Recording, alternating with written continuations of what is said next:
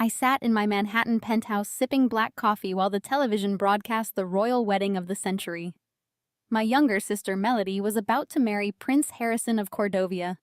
I was watching it on a screen because just 48 hours earlier, she had looked me in the eye and told me my very existence was a stain on her new aristocratic aesthetic. I took another sip of coffee, feeling absolutely nothing for the girl in the white gown. Suddenly, a heavy, sharp knock echoed through my living room. I set my mug down and walked to the entryway expecting a package delivery. Instead, when I opened the door, I found two men standing in my hallway wearing the ceremonial uniform of the Cordovian Royal Guard. The taller one stepped forward and bowed his head slightly. "Miss Williams." His voice was thick with a European accent. "His Majesty King Edward requests your presence in Cordovia immediately. A private jet is waiting on the tarmac.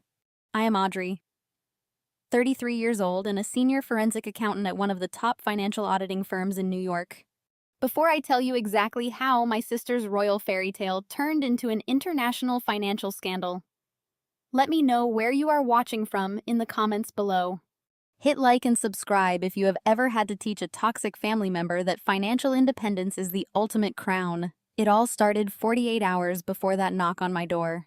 I had just arrived in Cordovia, a small but incredibly wealthy European principality known for its pristine banking sector and old money prestige.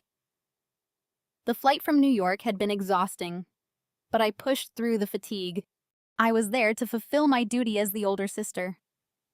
I checked into the Grand Cordovian Hotel, a sprawling palace of marble and gold leaf that the royal family had entirely booked out for the wedding guests. I was placed in a modest suite on the 4th floor, which was perfectly fine by me. I was unzipping my garment bag, carefully hanging up the tailored navy suit I planned to wear to the rehearsal dinner, when my hotel room door flew open. Melody stormed into the room without knocking. At 28, she was the undisputed golden child of our family. She had spent her entire adult life chasing wealthy men and curating a fake socialite persona on social media. Now, she was dressed in a silk robe that cost more than my first car. Her hair perfectly highlighted and her fingers heavy with diamonds she had not paid for. She marched straight up to me and threw a crisp white envelope directly at my chest. It hit my collarbone and fluttered to the carpet. "Pick it up," she demanded, her voice dripping with venom. I looked at the envelope, then calmly bent down and picked it up. Inside was a one-way economy-class ticket back to John F. Kennedy International Airport departing in 3 hours. I looked back up at her, my expression completely blank. "What is this, Melody?" I asked, keeping my voice perfectly level. "It is your ticket out of my life," she sneered, pacing across the expensive Persian rug. "You are an embarrassment. Audrey, look at you. You are 33 years old, unmarried, and you spend your entire life staring at spreadsheets. You have no style, no grace, and no understanding of high society. You are socially unfit to be around the people I am marrying into." I stood there absorbing the sheer audacity of her words. I had spent the last decade bailing our parents out of debt, paying for Melody to have nice things, and working 80-hour weeks to build a solid career. My firm actually audited the Central Bank of Cordovia, but I kept my professional achievements quiet because our parents always told me not to overshadow Melody and her pursuit of a good husband. "I am your sister," I said simply. "I flew across the ocean to support you. I do not want your support." Melody laughed a sharp, cruel sound. "I am entering the highest level of European aristocracy. The king and queen value pedigree and elegance. I cannot have them seeing my spinster sister looking like a middle-class corporate drone in the background of my wedding photos. You do not fit the royal aesthetic. You are boring and plain. I want you on that flight back to America before the rehearsal dinner begins. Do not show your face at my wedding." Before I could even process the absolute finality of her rejection, her eyes darted to my neck. I was wearing a delicate vintage diamond pendant on a thin gold chain. It was the only heirloom our grandmother had left behind, and she had specifically given it to me before she passed away because she knew Melody would pawn it for shopping money. Melody stepped uncomfortably close to me, her eyes gleaming with greed. She reached out and forcefully yanked the chain. The gold snapped with a sharp, tearing sound scraping against the back of my neck. I gasped, stepping back as she clutched my grandmother's diamond in her manicured fist. "What are you doing?" I demanded, my voice finally rising. "Give that back to me." Melody slipped the diamond into her pocket with a self-satisfied smirk. "Do not be ridiculous, Audrey. A piece like this belongs on a future princess, not a spinster accountant who sits in a cubicle all day. Consider it your wedding gift to me. Besides, you will not be needing it on your miserable flight back to New York. Have a safe trip home, loser." She turned on her heel and strutted out of the hotel room, letting the heavy oak door slam shut behind her. The silence that followed was deafening. Any other sister might have collapsed onto the bed in a puddle of tears. Any other person might have screamed or chased her down the hallway to fight over the stolen necklace. I did neither. I walked over to the bathroom mirror and looked at the angry red mark forming on the back of my neck where the chain had snapped. I touched it gently, feeling a profound shift happening deep within my chest. I had spent my entire adult life dimming my own light so my sister could shine. I had funded the illusion of our family wealth with my hard-earned salary. I had swallowed every insult, every backhanded compliment, and every blatant display of favoritism from our parents because I believed that family was supposed to stick together. But as I stared at my reflection, the illusion completely shattered. They were not my family. They were parasites who had fed off my stability to build a house of cards. Melody thought she had just won. She thought she had successfully discarded me like trash while stealing the only piece of family history I cherished. She thought she was untouchable because she was marrying a prince. She had absolutely no idea that she had just declared war on a forensic accountant. I did not cry. I did not panic. I simply turned away from the mirror, grabbed the room key, and headed downstairs to the hotel lobby. I was going to find my parents, Brenda and Gregory.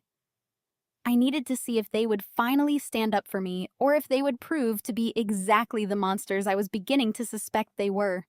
I stepped out of the elevator into the cavernous lobby of the Grand Cordovian Hotel. Crystal chandeliers cast a warm golden glow over the polished marble floors. Wealthy guests mingled in designer clothes holding crystal flutes of champagne. The air smelled of fresh lilies. I spotted my parents immediately. Brenda and Gregory were holding court near a grand piano. My mother wore an emerald green gown. My father stood beside her holding a Scotch glass projecting the image of a wealthy patriarch. I walked straight toward them. My heart pounded a steady rhythm against my ribs, but my face remained a completely impassive mask. I needed to know exactly where they stood. I needed to know if the parents who constantly demanded my financial help over the past decade would finally draw a line when it came to Melody blatantly stealing from me. "Mom, Dad, I need to speak with you," I said, cutting through their conversation with a duke. They turned to me, and the pleasant smiles vanished from their faces instantly. "Audrey," my mother hissed, grabbing my arm and pulling me behind a pillar away from their high society audience. "What on earth are you doing down here looking like that? You are supposed to be staying out of sight until the official family portraits." "Melody just broke into my room," I said, keeping my voice low but incredibly firm. "She threw a return economy ticket at me and explicitly told me I am banned from attending the wedding ceremony. Then she physically ripped grandmother's diamond pendant off my neck and stole it, claiming a princess deserves it more." I waited for the shock to register on their faces. I waited for the parental outrage. I waited for my father to set his expensive drink down and march upstairs to demand the stolen necklace back from his youngest daughter. Instead, my parents exchanged a look that chilled me to my bones.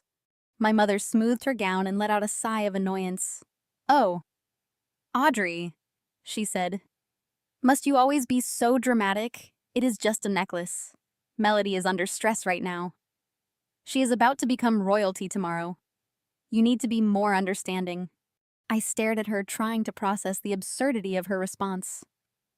Understanding, I repeated. She assaulted me and stole our family heirloom. She kicked me out of her wedding.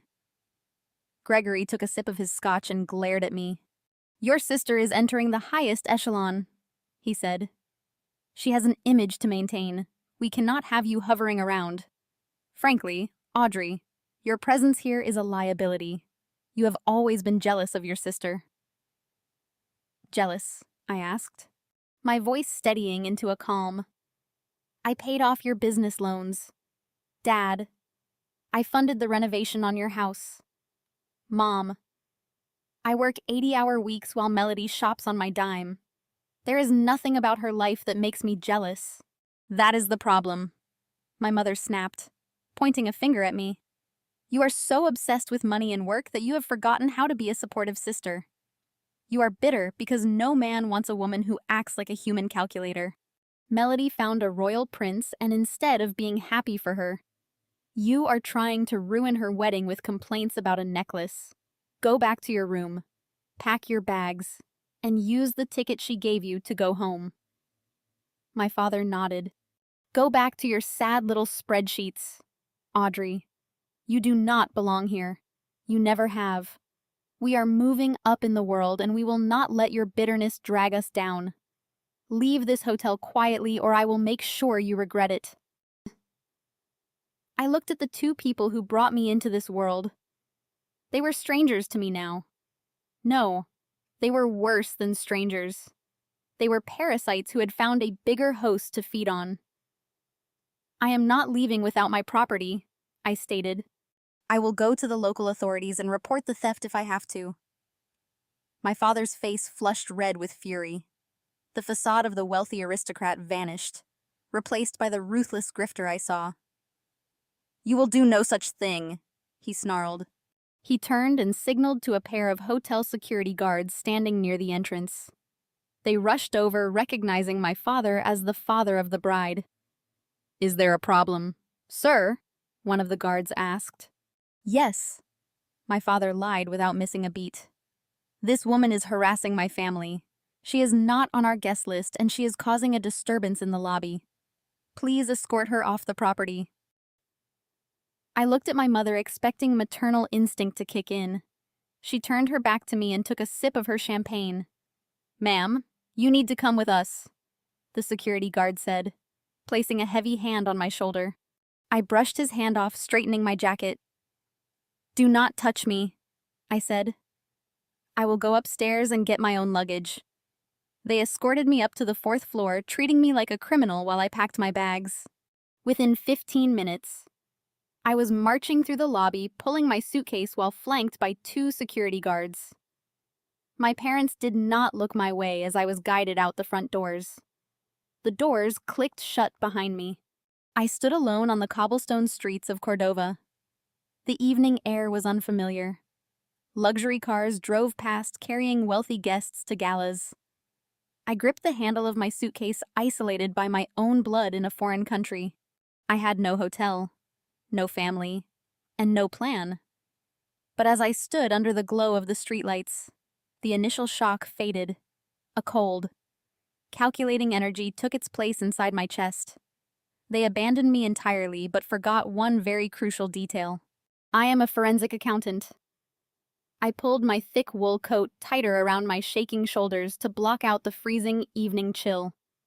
The grand entrance of the luxury hotel loomed behind me, but I did not dare to look back. I pulled out my phone to execute a basic survival plan, find a new hotel room, book a flight out of Cordova, and figure out my next move. I opened a travel booking application and found a modest business hotel located a few miles away from the Royal District. I selected a standard room and entered my primary credit card information. A red error message flashed across the screen. Transaction declined. Please contact your bank. I frowned. That card had a massive credit limit and a 0 balance. I assumed it was an international fraud alert triggered by my sudden location change. I switched to my secondary card, a premium travel card that I used exclusively for overseas expenses. I entered the security code and hit process. The loading wheel spun for a few seconds before another red banner appeared. Declined. A very cold, hard knot formed in my stomach. I stood under a street lamp and opened my digital wallet. Selecting a third card. Denied. A fourth card. Denied. The cool logic that usually governed my mind began to slip, giving way to a creeping sense of dread. I opened my banking application expecting to see a simple security hold that I could clear with a quick verification code. Instead, the screen loaded to display a series of numbers that made my breath catch in my throat. My available credit across all accounts was 0. Every single line of credit I had meticulously built over the past decade was completely maxed out. My checking account, which usually held a comfortable safety net, was overdrawn.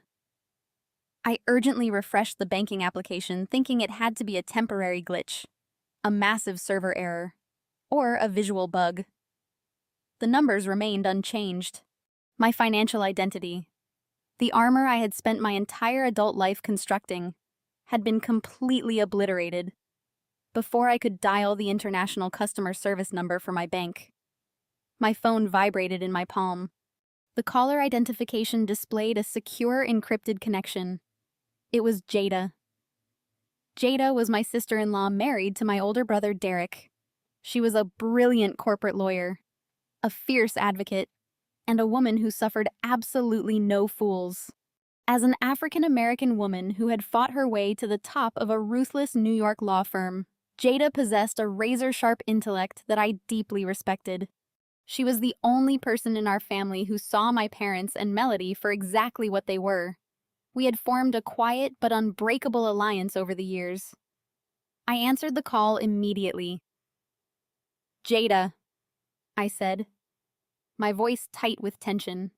"My cards are entirely frozen. Something is terribly wrong with my bank accounts." "Audrey, listen to me very carefully," Jada said. Her voice lacked its usual warm greeting. She sounded all business, rapid and precise. "Are you somewhere safe?" I looked around the cobblestone street. I am standing outside the hotel. My parents just had security throw me out. Melody kicked me out of the wedding and stole grandmother's diamond. I can deal with that later.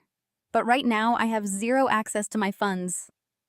"I know," Jada replied, her tone grim. "That is why I'm calling you on an encrypted line. I am sitting in my home office surrounded by a mountain of mail that was forwarded from the family estate in Connecticut. Derek is asleep. But I started opening these letters because the return addresses looked suspicious. "Audrey, your credit score has completely tanked. It dropped over 300 points in the last 48 hours. My mind raced trying to process the impossibility of her statement. That makes no sense. "Jada, I have 0 debt. I pay every statement in full. I have not opened a new account in years." "You did not open these accounts," Jada stated flatly. "Someone else did." I stood frozen on the sidewalk as luxurious carriages and black town cars rolled past me, carrying guests to royal pre-wedding events. "What exactly are you looking at, Jada?" I asked. "I am looking at default notices," Jada explained, the paper rustling over the line. "I am looking at massive withdrawal confirmations and warnings from 3 different financial institutions. The mail was routed to your old childhood address at your parents' house. They must have thought you would never see it. But since your father made Derek a secondary contact on the estate management account, a batch of misdirected mail ended up in our mailbox today. I started digging into public financial registries using my firm credentials. Audrey, your identity has been thoroughly compromised. Who would have the information necessary to bypass my security questions?" I asked, though the terrifying answer was already forming in my mind. "You know exactly who," Jada said softly. "Your parents have your social security number, your birth certificate, and all your foundational documents from when you lived at home. They know your maternal grandmother's maiden name. They know your first pet's name. They know every security question answer required to verify your identity." The cold night air suddenly felt suffocating. "You are telling me my own parents stole my identity to drain my accounts?" I asked. my voice dropping to a whisper. It is worse than just draining your checking account. Audrey, Jada warned. They did not just take your cash. They weaponized your pristine financial background to secure something massive. My legal software is showing a major property lien registered under your name. I need you to stay completely calm and find a secure Wi-Fi connection immediately. I am wiring emergency funds to a secure digital wallet that cannot be traced to your compromised accounts. You absolutely need to get off the cold street right now before they act again. I did exactly as Jada instructed. I walked briskly away from the Grand Cordovian Hotel, putting physical distance between myself and my parents. Down a narrow cobblestone alley, I found a dimly lit 24-hour internet cafe. I bought a black coffee using the emergency digital wallet Jada had just provisioned. The transaction cleared. I took a seat in the corner facing the door and pulled out my laptop. I connected to the secure network and launched an encrypted video call. Jada appeared on my screen immediately. Her office was illuminated only by the glow of her dual monitors highlighting the fierce concentration on her face. She shared her screen, pulling up a scanned PDF of a highly sensitive legal document. Audrey, look at this, Jada said, her voice tight with suppressed anger. Do you remember the commercial plaza in downtown Boston? The one your grandfather left to you and your parents as joint tenants? I nodded, scanning the dense legal text. I legally owned a 33% stake, but I had allowed my parents to manage the property and collect the rental income. I never touched a dime of it. They leveraged it, Jada stated flatly. They leveraged the entire property, but they needed your signature to do it. Jada zoomed in on the final page of the document. There, sitting clearly on the borrower's signature line, was my name. It was a masterful forgery matching the precise slant of my handwriting. Next to it was a digital notary stamp verified and sealed 3 weeks ago. They took out a second mortgage. Jada continued. Audrey, they took out $2 million against the Boston property. The number hit me like a physical blow. $2 to the screen, tracing the numbers with my eyes, hoping I had misread the zeros. I had not. It was a massive fraudulent debt anchored entirely to my name. How did the bank approve this? I demanded, my forensic accounting instincts kicking in over the shock. A loan of that magnitude requires extensive income verification and deep credit checks. My parents defaulted on their business loans 5 years ago. That is exactly why they needed you. Jada explained, pulling up the underwriting summary. The bank did not approve the loan based on your parents' financial standing. They approved it based on yours. You have a completely immaculate credit history. Audrey, you have zero debt, a massive savings account, and a high 6-figure salary at a top-tier Manhattan auditing firm. You were the perfect phantom borrower. I stared at the screen, sickened by the precision of their betrayal. My parents had weaponized my responsibility against me. I spent my 20s living frugally, paying off student loans, and building an impenetrable financial foundation. So I would never end up in debt like them. They watched me build that armor, and then they stole it to fund their delusions of grandeur. They intercepted your tax documents, Jada said, her voice dropping to a sympathetic register. They used your social security number and provided fraudulent employment verification letters. Because your financial profile was essentially bulletproof, the bank rushed the approval process. The $2 million cleared and was dispersed exactly 14 days ago. 14 days ago? I calculated the timeline in my head. That was precisely when Melody started posting pictures of her lavish pre-wedding shopping sprees in Paris and Milan. It was when my parents suddenly upgraded their commercial flights to private jets. Where did the money go? I asked, my voice growing dangerously quiet. Jada switched tabs on her monitor, bringing up a wire transfer receipt. They did not keep it in an American account.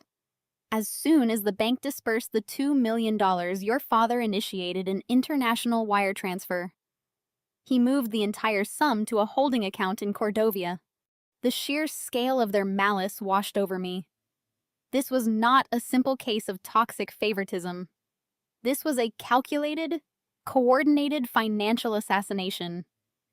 They knew what would happen, I whispered, staring at the screen.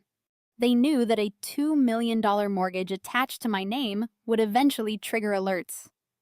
They knew that once the first massive monthly payment was missed, the bank would come after me. My assets would be seized. My credit would be ruined. My career at the auditing firm where financial integrity is a strict condition of employment would be terminated immediately.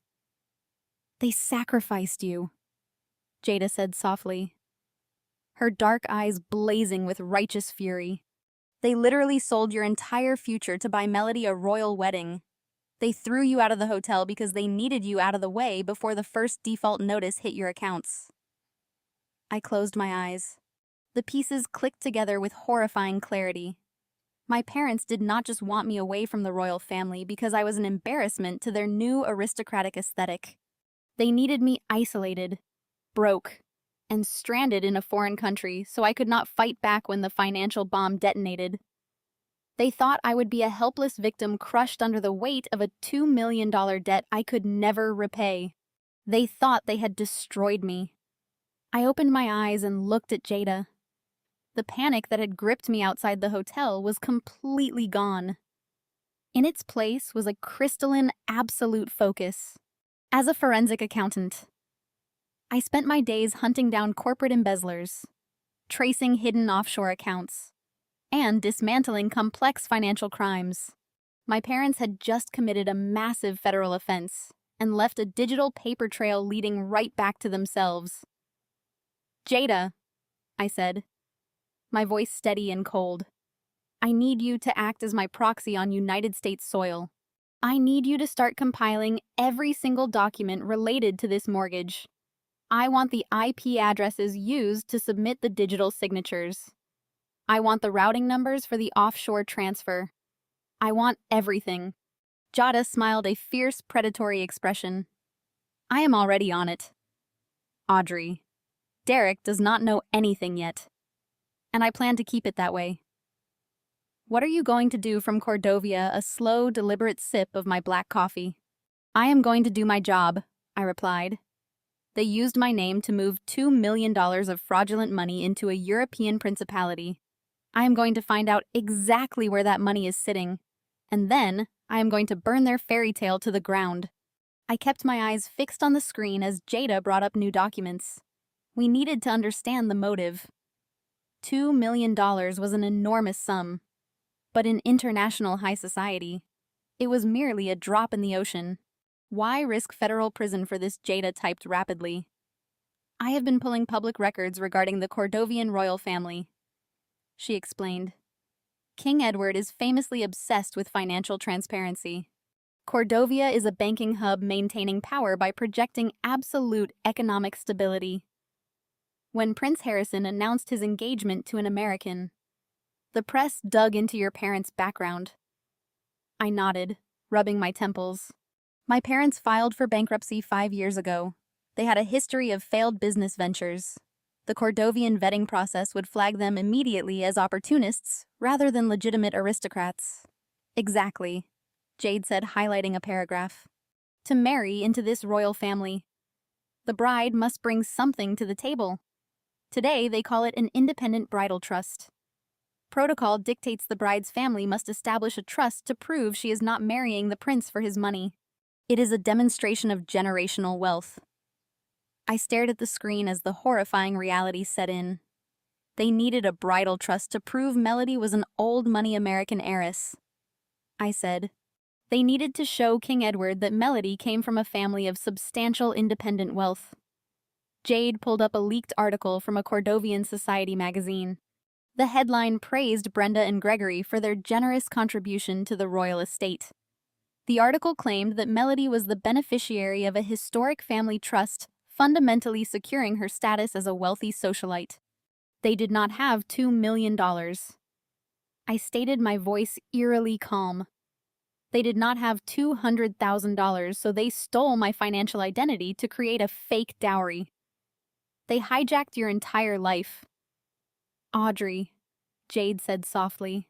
They took your pristine credit score, your 80-hour work weeks, and your immaculate financial standing. They packaged your stability into a neat little box and used it to buy Melody a crown. I leaned back in the plastic chair. The sheer scale of their delusion was staggering. My parents spent their lives pretending to be wealthier than they were. They drove leased luxury cars they could not afford. But this was a different level of fraud. They were defrauding a sovereign nation. They were lying to a monarch. Look at the structure of this trust, Jada said, bringing up a routing document.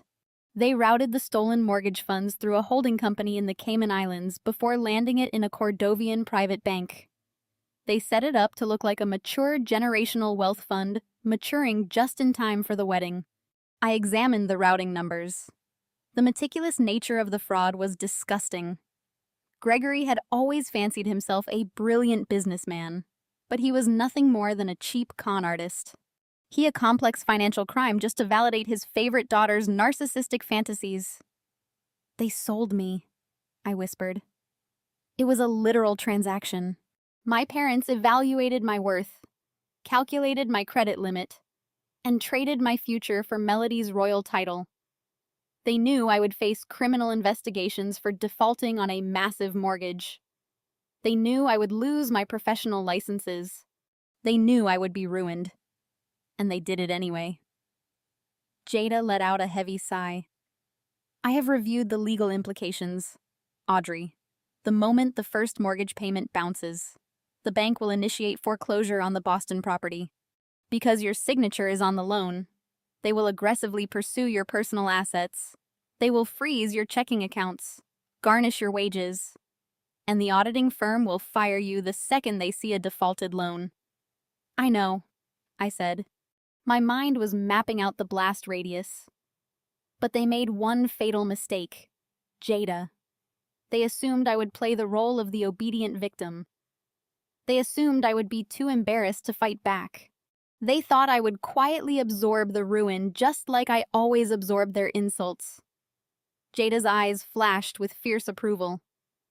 What is our next move? I need you to dig deeper into that offshore holding company, I instructed. Gregory is not smart enough to build a clean shell company from scratch. He bought an off-the-shelf corporate entity to route the money. I need to know exactly which entity he used and who else is using it. I need ammunition that hits harder than identity theft. I will run a full diagnostic on the Cayman routing numbers Jada promised.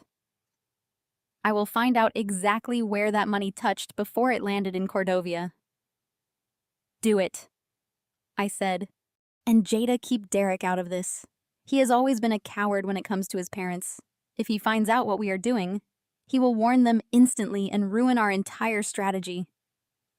Jada scoffed, her expression hardening. My husband has been turning a blind eye to your parents' toxicity for years.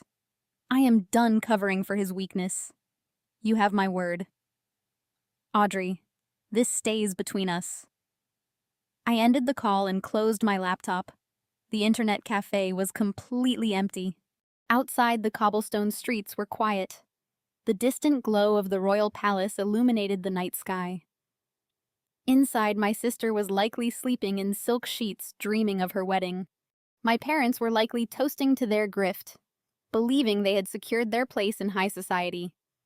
They thought they had buried me. They thought throwing me out onto the street was the end of the story. They drastically underestimated the wrath of a woman who had nothing left to lose. I gathered my coat and stepped back out into the freezing Cordovian night.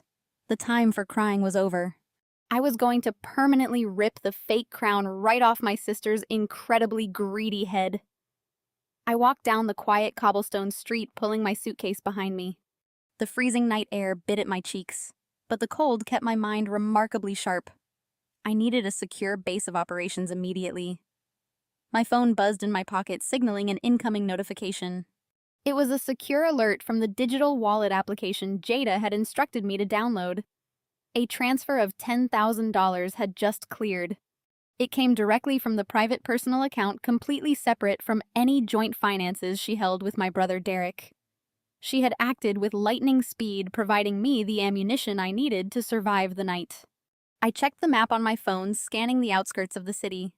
I bypassed every luxury resort and boutique inn, searching for something completely off the radar. 3 miles away from the glittering Royal District, I found it. A small, independent motel tucked behind a commercial transit depot. It was exactly what I needed. An anonymous concrete building that catered to cargo drivers and budget travelers. No valet, no concierge, and absolutely no connection to the high society circles my parents were currently infiltrating. I hailed a passing city cab and paid the driver in cash using the ATM withdrawal I had just made with the emergency funds. We drove away from the palace lights, plunging into the utilitarian sector of Cordovia. The cab dropped me off in front of a flickering neon sign. I walked into the cramped lobby and paid for a room using a prepaid card I set up through the digital wallet. The desk clerk did not ask for a passport or ask any questions. He simply handed me a heavy metal key and pointed me toward the stairs. The room was aggressively bare. A narrow bed, a laminate desk, and a small bathroom with flickering fluorescent lights. It was a staggering downgrade from the lavish suite my parents had just ordered security to throw me out of. But as I locked the deadbolt and threw the security chain across the door, I felt an immense wave of relief. This room was a fortress. It was a blind spot in their peripheral vision. They thought I was wandering the streets crying over my ruined credit. They had no idea I was digging the trenches for a financial war. I dropped my suitcase onto the faded carpet and immediately walked over to the small coffee machine resting on the laminate desk. I tore open a packet of cheap, dark roast grounds, poured water into the reservoir, and hit the power button.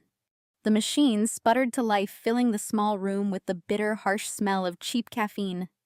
I took off my heavy wool coat, draped it over the edge of the bed, and rolled my shoulders to release the tension. I pulled my laptop out of my bag and set it squarely in the center of the desk. The machine booted up with a soft hum. I poured the black coffee into a paper cup and took a long, scalding sip. The heat seared my throat, grounding me entirely in the present moment. I sat in the stiff wooden chair and cracked my knuckles. The time for being the obedient, betrayed sister was officially over.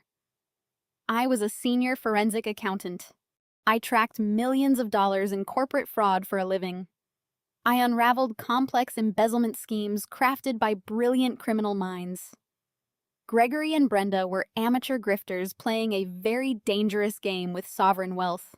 I engaged my virtual private network, masking my location and heavily encrypting my connection. I launched the proprietary forensic auditing software my firm used for high-level investigations. The screen transitioned to a stark black interface filled with cascading lines of code and data query prompts. I felt a familiar thrill wash over me. The raw emotional pain of my parents' betrayal began to recede, packing itself away into a tight, compartmentalized box. In its place, a cold, predatory focus emerged. I was no longer the tragic victim of a family drama. I was the apex predator entering my natural hunting ground. I opened a secure communication channel with Jada. The chat window blinked, confirming our end-to-end encryption. I sent a single message requesting the specific routing numbers and shell company names she had extracted from the forged mortgage documents. Jada replied, instantly uploading a compressed data file containing the digital footprint of the $2 million transfer. I imported the file directly into my tracing software. The program immediately began querying global financial databases, matching the routing numbers against known banking registries.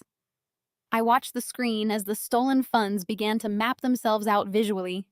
The $2 million had originated from the Boston bank where my parents forged my signature.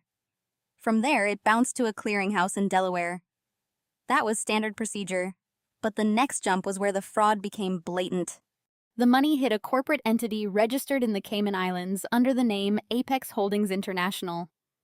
I highlighted the entity name and ran a deep background check using European financial registries. Gregory had purchased this shell company explicitly for the wedding deception.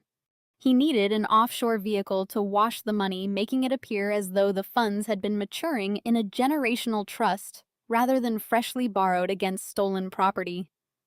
The audacity of his plan was almost laughable. He actually believed that routing stolen mortgage funds through a generic island shell company would be enough to fool the Cordovian royal treasury. I took another sip of black coffee, mapping the final leg of the journey. The money moved from the Cayman Islands directly into the elite private banking sector of Cordovia, resting in an escrow account designated for Melody and her royal bridal trust. It was a neat little package waiting to be presented to King Edward as proof of her aristocratic pedigree. But they left massive digital fingerprints everywhere. The digital fingerprints were glowing on my screen, a perfect trail of breadcrumbs leading straight to a federal indictment. I was just about to run a cross-reference on the Cayman Islands holding company when my cell phone vibrated violently against the laminate desk. I ignored it.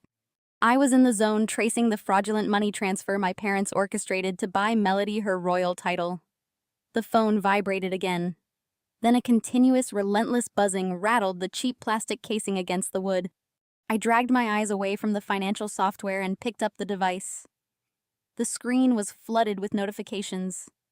Dozens of text messages were pouring in from numbers I had not spoken to in months. Extended family members, former college classmates, and casual acquaintances from New York were desperately trying to reach me. I unlocked the screen and opened the most recent message. It was from a cousin who usually only contacted me once a year. His message contained a link to a notorious celebrity gossip website in the United States, followed by a text asking if I was okay and if I needed him to wire me money for a rehabilitation center. I frowned, my brow furrowing in deep confusion. Rehabilitation center, I tapped the link. The browser loaded the webpage, revealing a massive glaring headline splashed across the top of the gossip column. Which newly minted American royal had to forcibly banish her older sister from the kingdom on the eve of her fairy tale wedding? I felt my pulse steady into a slow, cold rhythm as I read the article. The blind item was ruthlessly detailed. It claimed that the bride's older sister, a previously successful but deeply troubled accountant, had suffered a massive psychological break. According to unnamed sources close to the family, the sister was a deranged, unstable addict who had arrived in Cordova heavily intoxicated and caused a severe security threat at the luxury hotel. The article went on to state that the loving and heartbroken parents were forced to intervene to protect the royal family from a dangerous public scandal. They had heroically escorted the erratic sibling out of the venue, out of the country, and were currently seeking emergency psychiatric care for her back in the United States.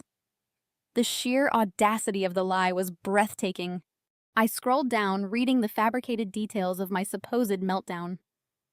They claimed I had attacked hotel staff. They claimed I was found wandering the hallways, screaming obscenities out of pure jealousy because my younger sister was marrying a prince. I set the phone down on the desk. This was not a random leak. This was a highly coordinated, preemptive strike. Melody and my parents had hired a ruthless public relations crisis team to control the narrative of my sudden absence from the royal wedding.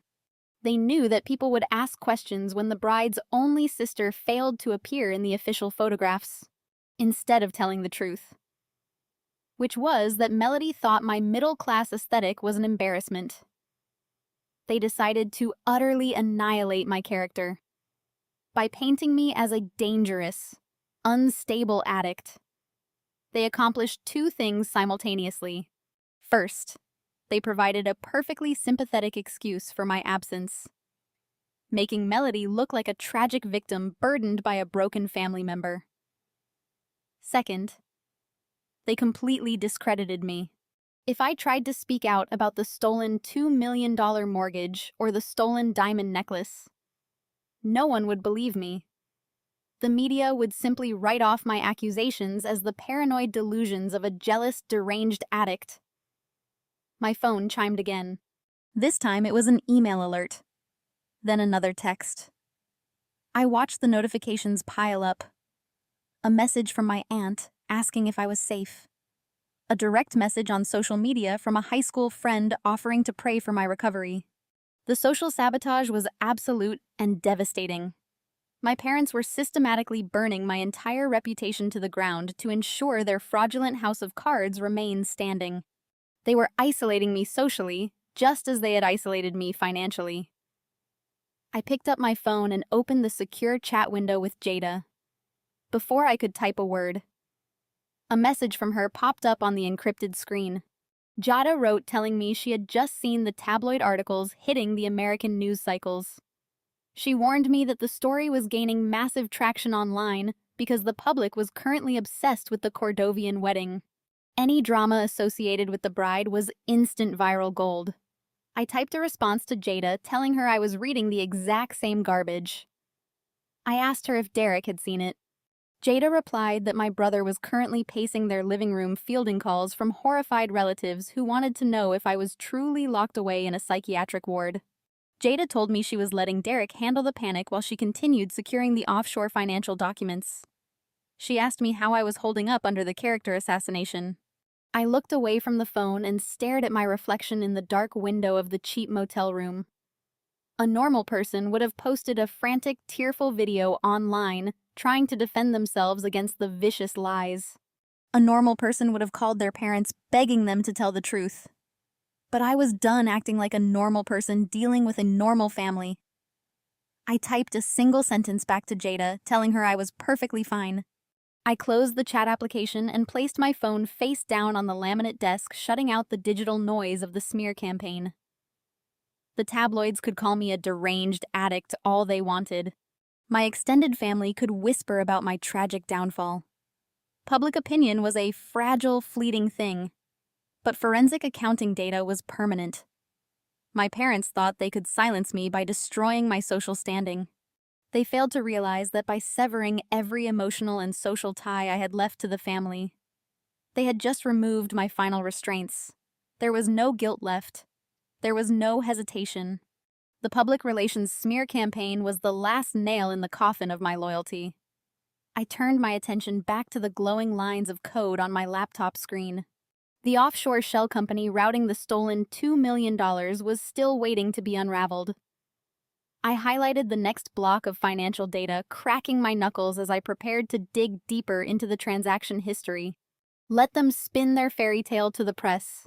Let Melody play the heartbroken bride.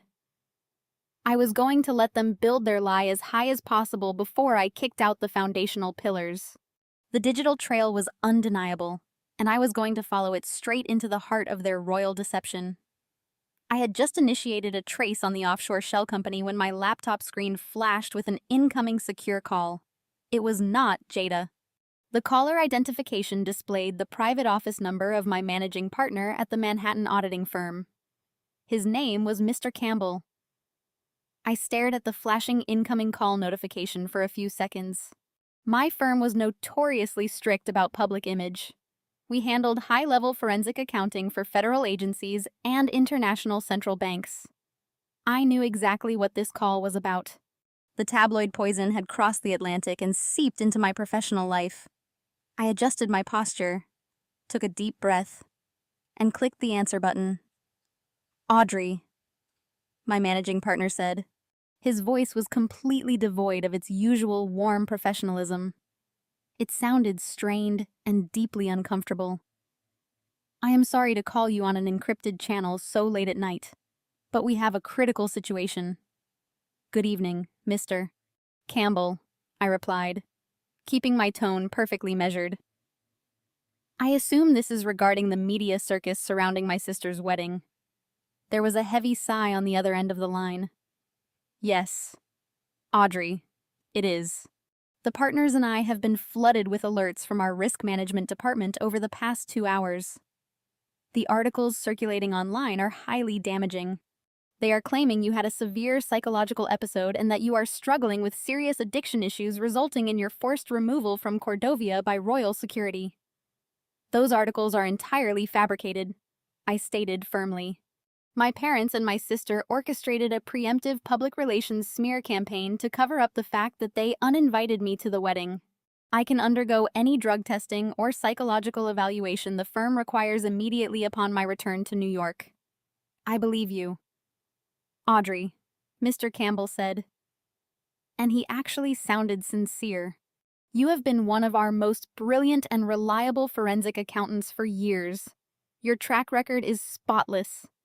But belief is not the issue here. The issue is liability and security clearance. I stayed silent, waiting for the inevitable blow. I knew how corporate risk management worked. Truth was secondary to optics when billion-dollar government contracts were on the line. Our firm audits the Central Bank of Cordovia. Mr. Campbell continued. We also hold sensitive contracts with the United States Department of the Treasury. The individuals handling those accounts must have bulletproof public profiles. Right now, your name is trending globally as an unstable security threat. The optics are catastrophic.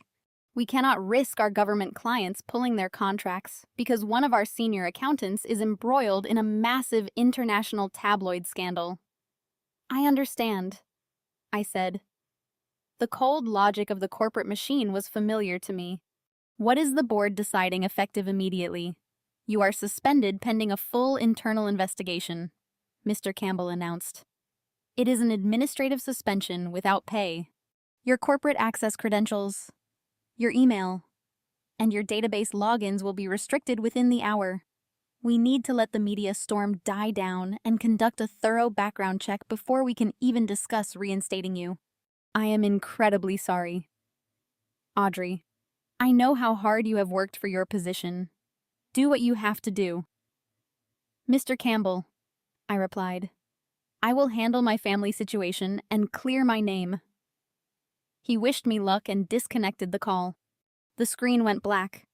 A moment later, a notification popped up on the corner of my monitor indicating that my remote connection to the firm's primary servers had been terminated.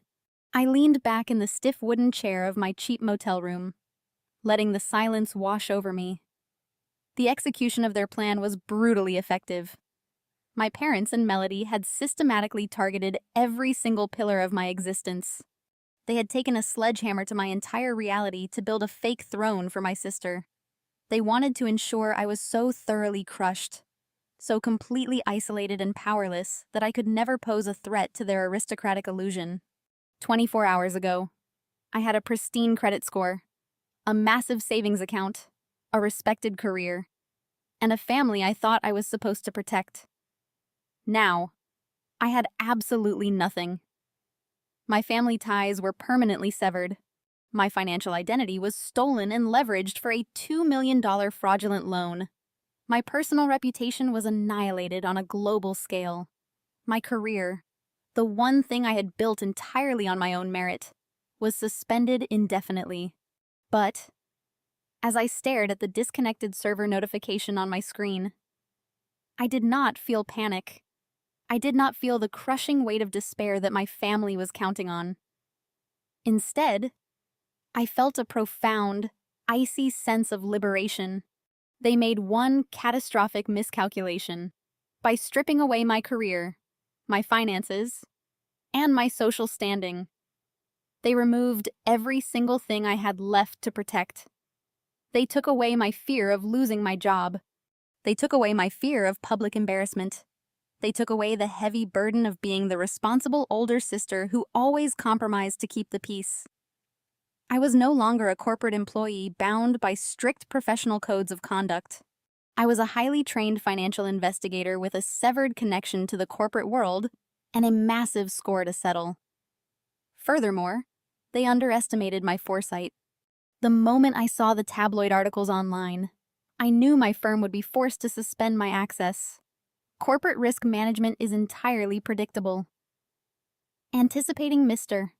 Campbell's call, I had spent the last hour downloading the entire encrypted data packet containing the offshore routing numbers, the escrow account details, and the Central Bank of Cordovia ledgers directly onto a secure offline hard drive. When the firm severed my connection, it simply did not matter. The was locked, but I was already inside. I held the digital smoking gun in my physical possession. I unplugged the hard drive and held it in my palm, feeling the weight of the data. My parents thought they had buried me alive. They thought I would cower in the shadows, too ashamed of the addict label to show my face in public. They thought I would quietly absorb the financial ruin and let them walk away with stolen millions and a royal title. They were wrong. I placed the hard drive back on the desk and opened a new blank document. It was time to start drafting the final execution order. The blank document on my screen was a canvas for absolute destruction. My firm had locked me out of the primary servers, but corporate IT departments always lacked imagination. When you conduct high-level forensic audits on foreign central banks, you never rely on a single point of entry. Months ago, during a routine stress test of our international auditing software, I had established a secure ghost node. It was a completely invisible backdoor clearance designed to maintain continuous monitoring of offshore ledgers in the event of a catastrophic system failure. Mr. Campbell thought he had revoked my access, but he only closed the front door. I was already sitting in the basement. I typed a sequence of override commands into my terminal. The screen flashed blue, confirming my ghost node was active and completely undetected by the firm's network administrators. I had unrestricted, unfettered access to the deepest financial archives of the Central Bank of Cordovia. And better yet, I had unlimited time. My suspension meant no morning briefings, no client consultations, and no billable hours to log. My parents intended to strip away my livelihood to render me helpless. Instead, they handed me the greatest weapon an investigator could ask for: uninterrupted total focus. I began by setting up a chronological timeline of the $2 million fraud. I needed this dossier to be so airtight, so mathematically absolute that neither a royal decree nor a slick public relations team could ever dismantle it. I opened the file Jada had sent me containing the original fraudulent mortgage agreement.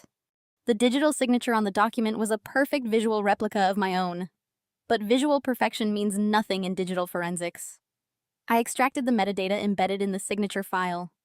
Every digital action leaves a footprint. I ran the metadata through a geolocation decryption tool.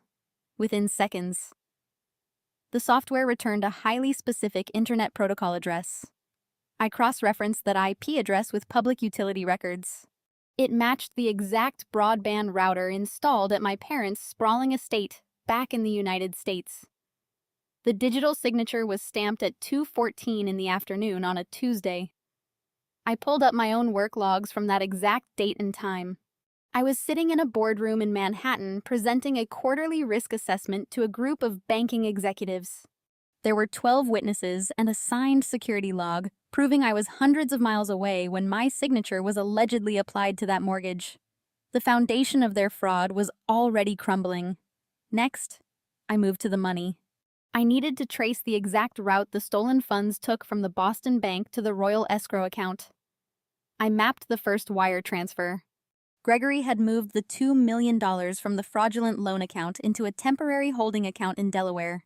From there, the money was wired internationally to Apex Holdings International, a shell corporation registered in the Cayman Islands. I deployed a tracing algorithm to penetrate the corporate veil of Apex Holdings. My parents were arrogant, but they were severely technologically illiterate.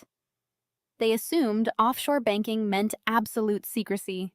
They failed to realize that global anti-money laundering regulations require every transaction to generate a unique tracking node.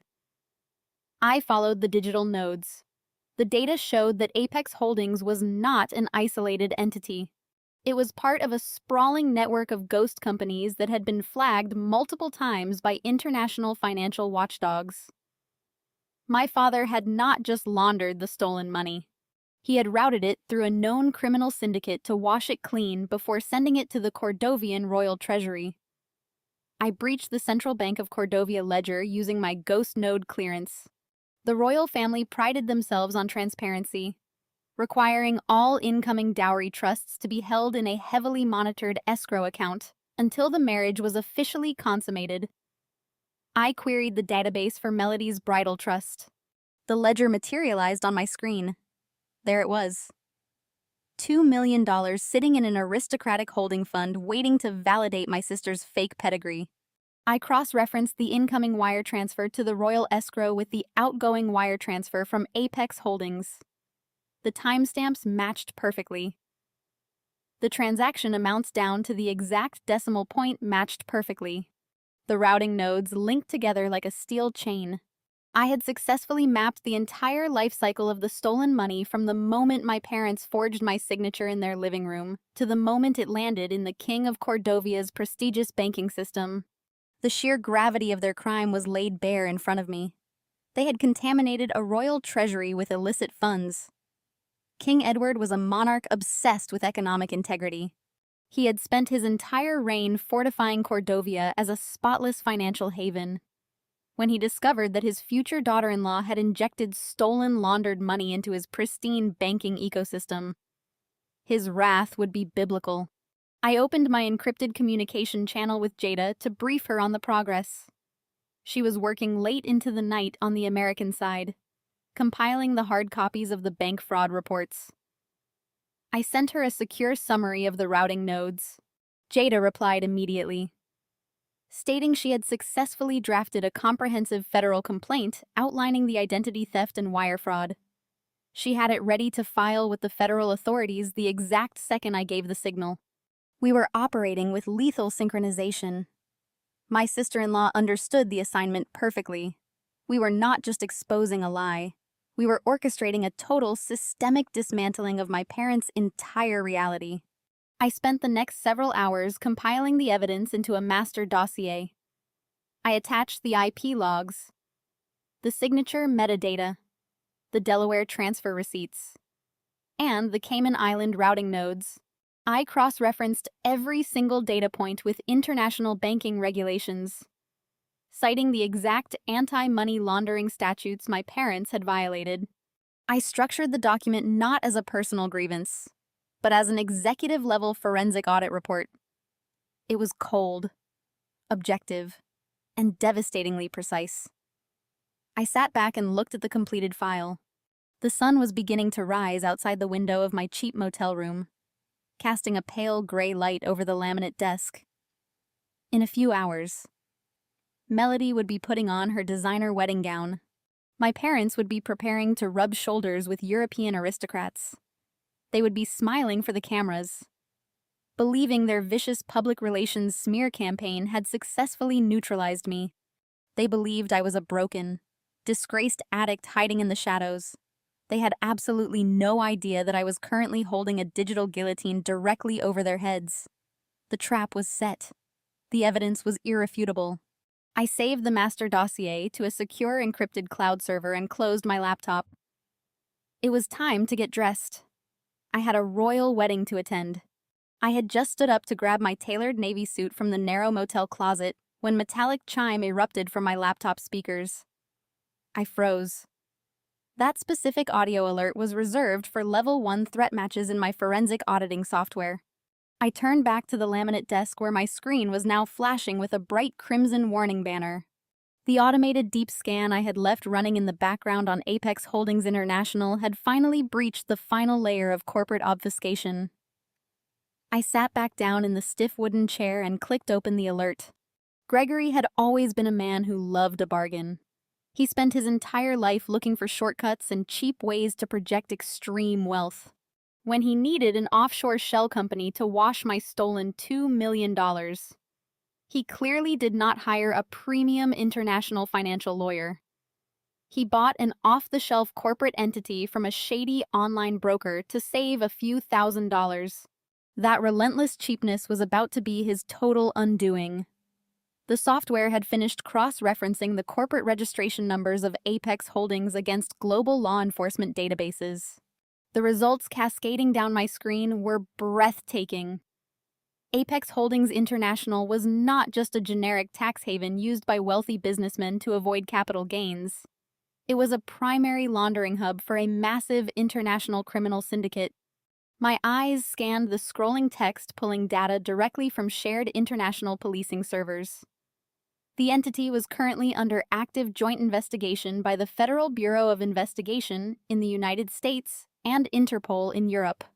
According to the decrypted case files, Apex Holdings had been flagged for washing hundreds of millions of dollars tied to narcotics trafficking and illegal arms dealing across the European continent. It was a radioactive entity. Financial institutions across the globe had it placed on a strict blacklist. Gregory, in his infinite arrogance and staggering financial ignorance, had taken $2 million of stolen American mortgage funds and shoved it directly through a known criminal artery. He was completely oblivious to the fact that he was utilizing a banking channel actively monitored by federal agents. He thought he was playing the role of a sophisticated international aristocrat, but he had essentially walked into a bank vault covered in glowing neon paint. I immediately reopened my secure communication channel with Jada. The sun was rising in Cordovia, but it was the middle of the night in New York. I knew she would still be awake preparing our legal counterstrike. I sent her an urgent priority ping. She answered the encrypted video call within seconds, looking sharp and entirely focused despite the late hour. "Jada," I said, leaning close to the screen, "you need to pull up the federal court dockets right now. Run a search for Apex Holdings International."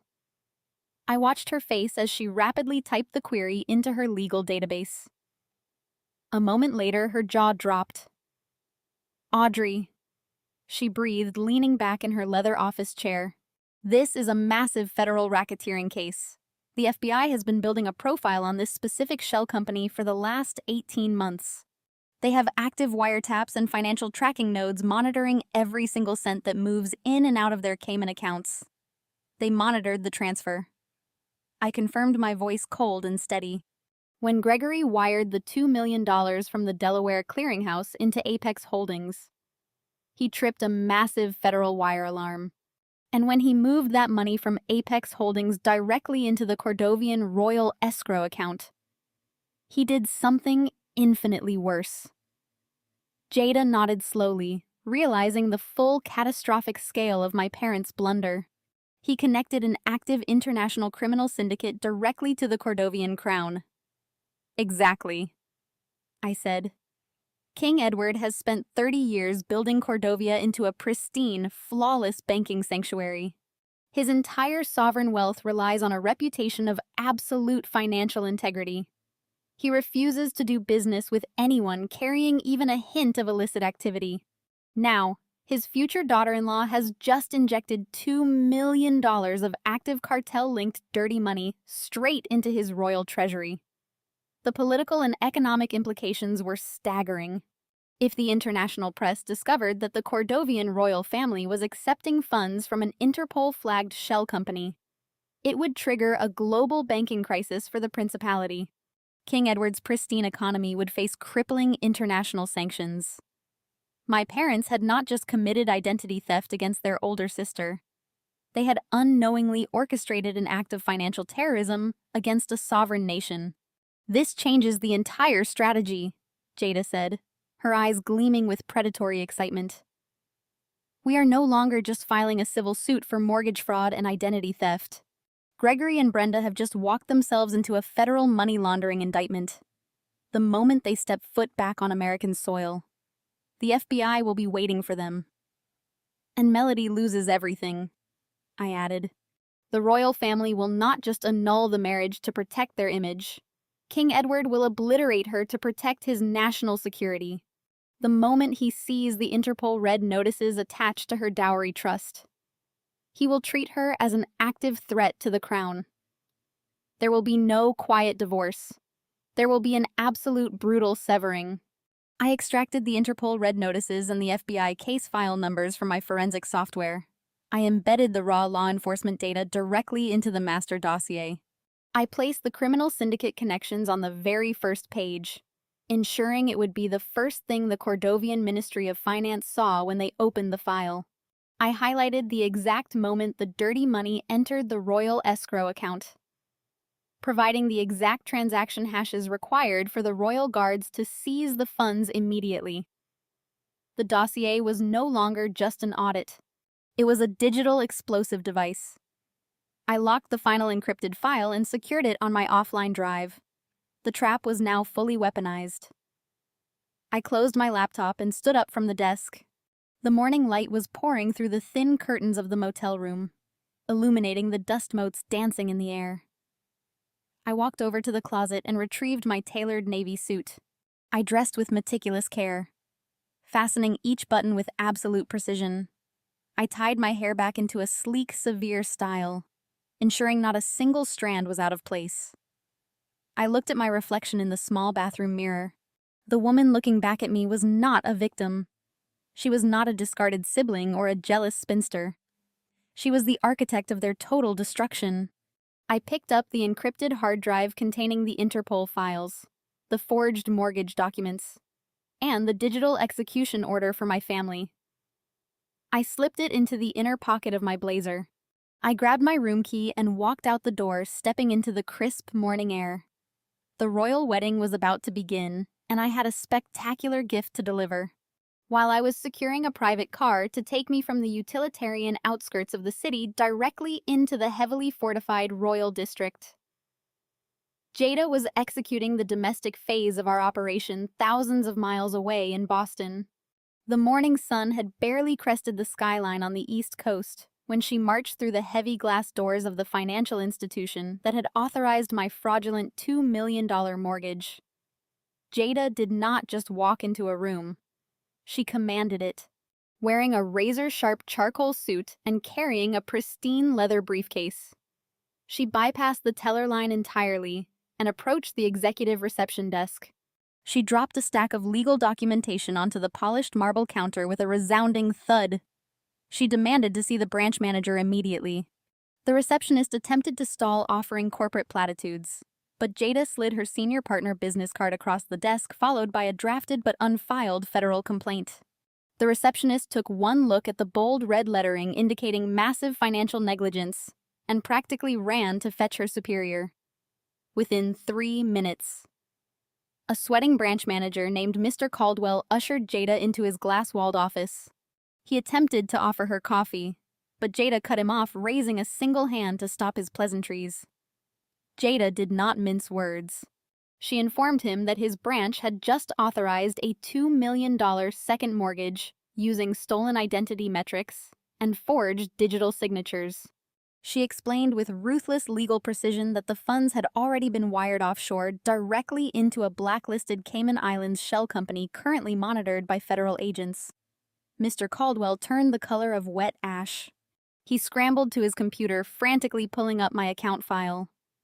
He tried to defend his loan officers, claiming the underwriting software had verified my credit score, and the signers had provided appropriate identification. Jada smiled a cold, terrifying smile. She leaned across his desk and informed him that his bank had spectacularly failed basic Know Your Customer compliance laws. She told him that if he did not provide the physical security footage of the signing room from that specific Tuesday afternoon, she would hold the bank legally liable as co-conspirators in an international money laundering scheme. She promised to bury the institution in so much federal litigation they would be paying punitive fines for the next decade. Mr. Caldwell completely broke under the pressure. He picked up his desk phone, called his security director, and ordered him to extract the localized camera feeds immediately. Jada sat in his office and watched the high-definition video play out on his monitor. The footage was crisp and absolutely undeniable. There, sitting at the loan officer's desk, were my parents, Brenda and Gregory. They were laughing and chatting amiably with the bank employee. Gregory handed over a tablet with my forged digital signature, while Brenda produced a falsified power of attorney document that the lazy underwriter completely failed to verify. They looked relaxed and victorious. They were smiling while systematically destroying their oldest daughter's future. Jada forced the manager to export the raw video file onto an encrypted flash drive. She also demanded the unredacted IP logs from the digital signing software and the physical copies of the falsified documents they submitted before walking out. She looked Mr. Caldwell dead in the eye and told him to retain his legal counsel because the Federal Bureau of Investigation would be visiting his branch before the end of the week. Jada walked out of the bank with the physical proof we needed to destroy any possible defense my parents might attempt to mount. She drove straight back to her home office and initiated another secure connection with me. I was sitting in the back of my hired car, watching the opulent architecture of the Cordovian Royal District come into view. My laptop was open on my knees, operating on a cellular hotspot. Jada uploaded the raw security footage and the forged power of attorney documents into our shared secure server. I watched the video of my parents smiling as they ruined my financial future. There was no anger left in me, only a cold, clinical satisfaction. They had handed me the exact rope I needed to hang them. Together, we began compiling the final master dossier. This was no longer just a collection of suspicious banking anomalies. It was a weaponized, highly classified intelligence file, structured exactly like the executive risk assessments I delivered to government agencies. We organized it into 3 devastating sections. Section 1 contained the undeniable proof of domestic identity theft featuring the bank security footage, the forged signatures, the falsified power of attorney, and the geolocated IP addresses matching their home router. Section 2 detailed the wire fraud tracking the massive $2 million transfer from Boston to Delaware and straight into the Cayman Islands. I included the exact timestamp data proving they moved the funds immediately after securing the fraudulent loan, indicating premeditated theft. Section 3 was the kill shot. We merged the Interpol red notices and the active FBI tracking data regarding Apex Holdings International, connecting my parents directly to the known criminal syndicate. We layered the routing nodes to prove beyond a shadow of a doubt that this radioactive, dirty money was currently sitting in the pristine royal escrow account of the Cordovian Central Bank, intended to be used as Melody's dowry. We sealed the entire dossier with military-grade encryption. It was airtight, undeniable, and legally lethal. I formatted the summary page to highlight the immediate threat to the Cordovian economy, knowing that King Edward and his financial ministers would read it with absolute horror. My parents had spent their entire lives treating me like a disposable asset, prioritizing their golden child at my expense. They assumed my silence was a sign of weakness. Now they were going to learn that a disposable asset can become a highly unstable explosive. I closed my laptop and looked out the window. The grand spires of the royal palace were looming ahead, and the trap was perfectly primed. The grand spires of the royal palace were looming ahead, and the trap was perfectly primed. The hired car dropped me off back at my obscure motel, just as the sun began to crest over the Cordovian horizon. I paid the driver in cash and walked up the concrete stairs to my room. Today was the day. The entire Principality of Cordovia was waking up in a state of euphoric anticipation. Royal banners fluttered from every street lamp, and the distant sound of cathedral bells began to ring out across the capital. It was a national holiday, a fairy tale broadcast to millions around the globe. Miles away inside the impenetrable walls of the Grand Cordovian Hotel Bridal Suite, my sister Melody was living her ultimate fantasy. I did not need to be in the room to know exactly how the scene was unfolding. She would be draped in a custom silk robe surrounded by a small army of European stylists and makeup artists. Crystal flutes of vintage champagne would be flowing freely. My parents, Brenda and Gregory, would be hovering nearby, intoxicating themselves on the sheer opulence of it all. Gregory was likely adjusting his bespoke tuxedo, practicing the patronizing smile he planned to flash at the paparazzi. Brenda was probably standing behind Melody in front of a gilded mirror, weeping tears of absolute triumph. They believed they had executed the perfect crime. They believed they had successfully excised their problematic older daughter and secured a lifetime of unassailable aristocratic privilege. Melody would be staring at her own reflection, admiring the stolen diamond pendant resting against her collarbone, completely oblivious to the fact that her entire reality was built on a foundation of radioactive federal felonies. She was preparing to walk down the aisle wrapped in a delusion of grandeur, assuming her path to the throne was completely clear. The contrast inside my cramped motel room was absolute. There was no champagne and no silk. There was only the harsh fluorescent light of the bathroom seeping into the main room, the smell of stale air conditioning and the rhythmic hum of my laptop cooling fan. I sat at the chipped laminate desk wearing the same clothes I had been wearing for hours. I took a sip of my lukewarm black coffee, letting the bitter taste sharpen my focus. I did not feel jealous of my sister's pampering. I did not feel a single pang of regret for missing the lavish breakfast spreads or the royal procession. I felt the pure, unadulterated adrenaline of an investigator about to close the biggest case of her life. I opened my encrypted communication terminal. Jada had just sent the final verification code from Boston confirming that her legal filings were locked and loaded in the federal court system. The domestic side of the trap was armed and waiting. It was time to detonate the international payload. I pulled up the master dossier on my screen. It was a 100-page document of sheer financial devastation. The IP logs, the forged signatures, the Cayman Islands shell company routing numbers, the Interpol red notices, and the direct ties to an active international money laundering syndicate were all perfectly formatted.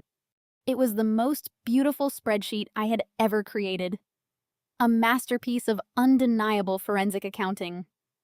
I needed to ensure this dossier reached the exact individuals who possessed both the authority and the ruthlessness to act on it immediately. I bypassed the standard royal public relations offices. They would only try to bury the scandal to protect the wedding broadcast. Instead, I targeted the absolute apex of Cordovian financial security. I input the direct encrypted email address of the Cordovian Minister of Finance. I added the Chief Inspector of the Royal Treasury.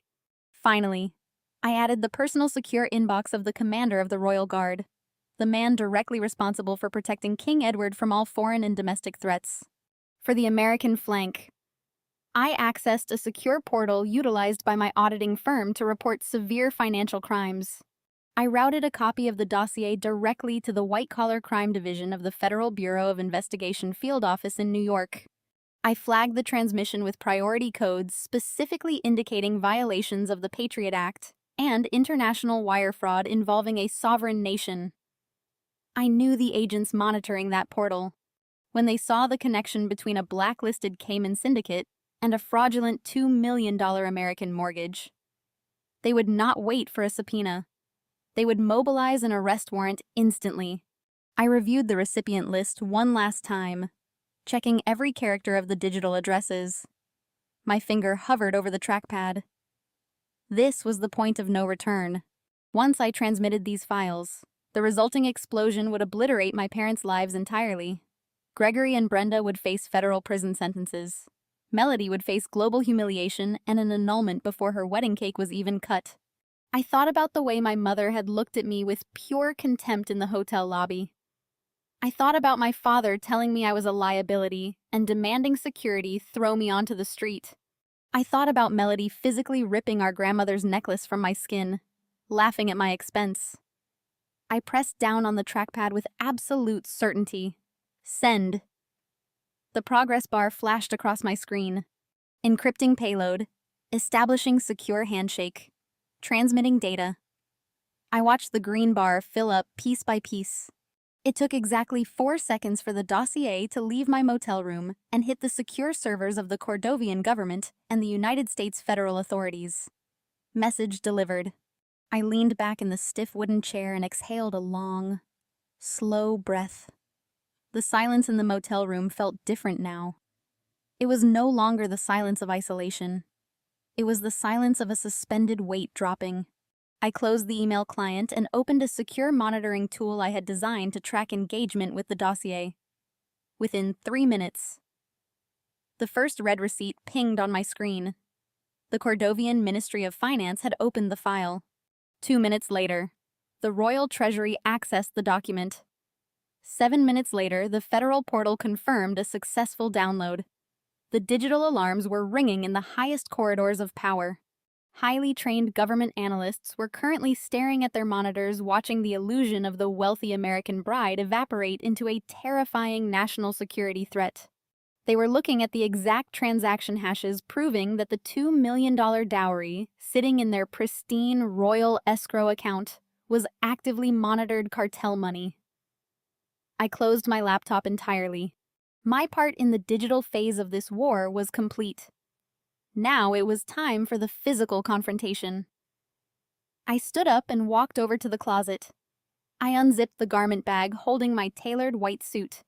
It was sharp, immaculate, and projected absolute authority.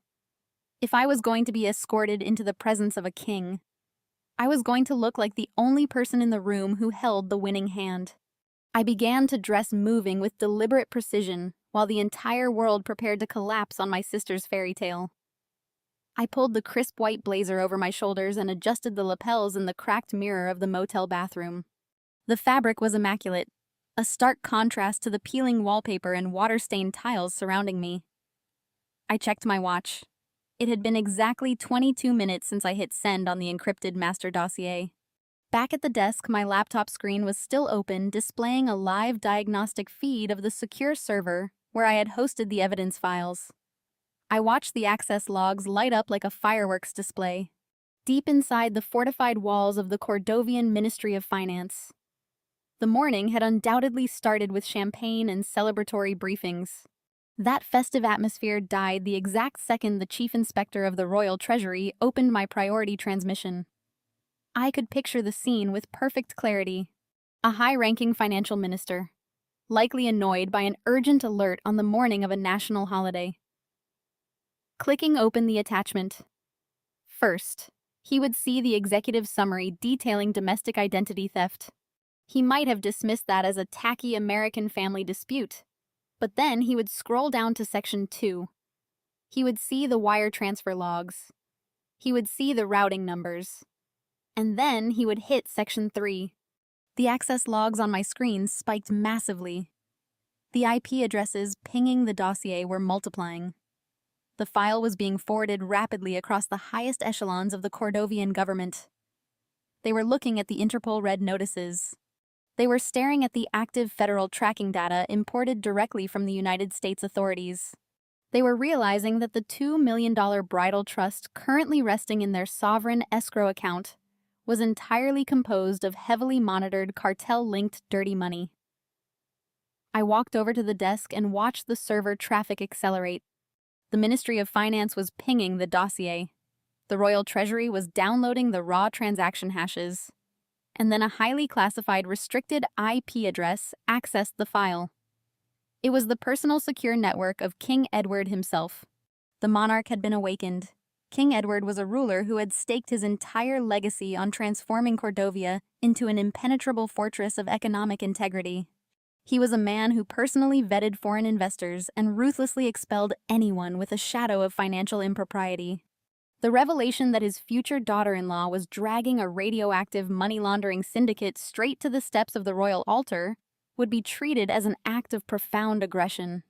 He would not view Melody or her parents as mere grifters. He would view them as a catastrophic national security threat. I calmly disconnected my laptop from the secure network, wiped the temporary cache, and slid the machine into my leather briefcase. I checked my watch again. 41 minutes post-transmission.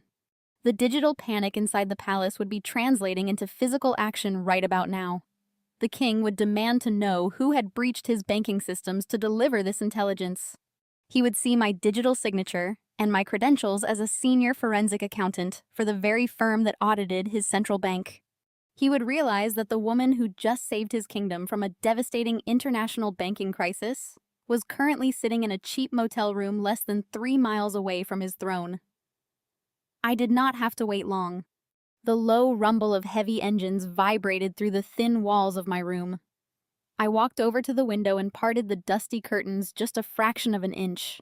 A convoy of 3 black armored tactical vehicles had just pulled into the cracked asphalt parking lot of the Transit Depot Motel. They moved with absolute military precision, boxing in all potential exits. These were not local police cruisers. They bore the gold and black crest of the Cordovian Royal Guard.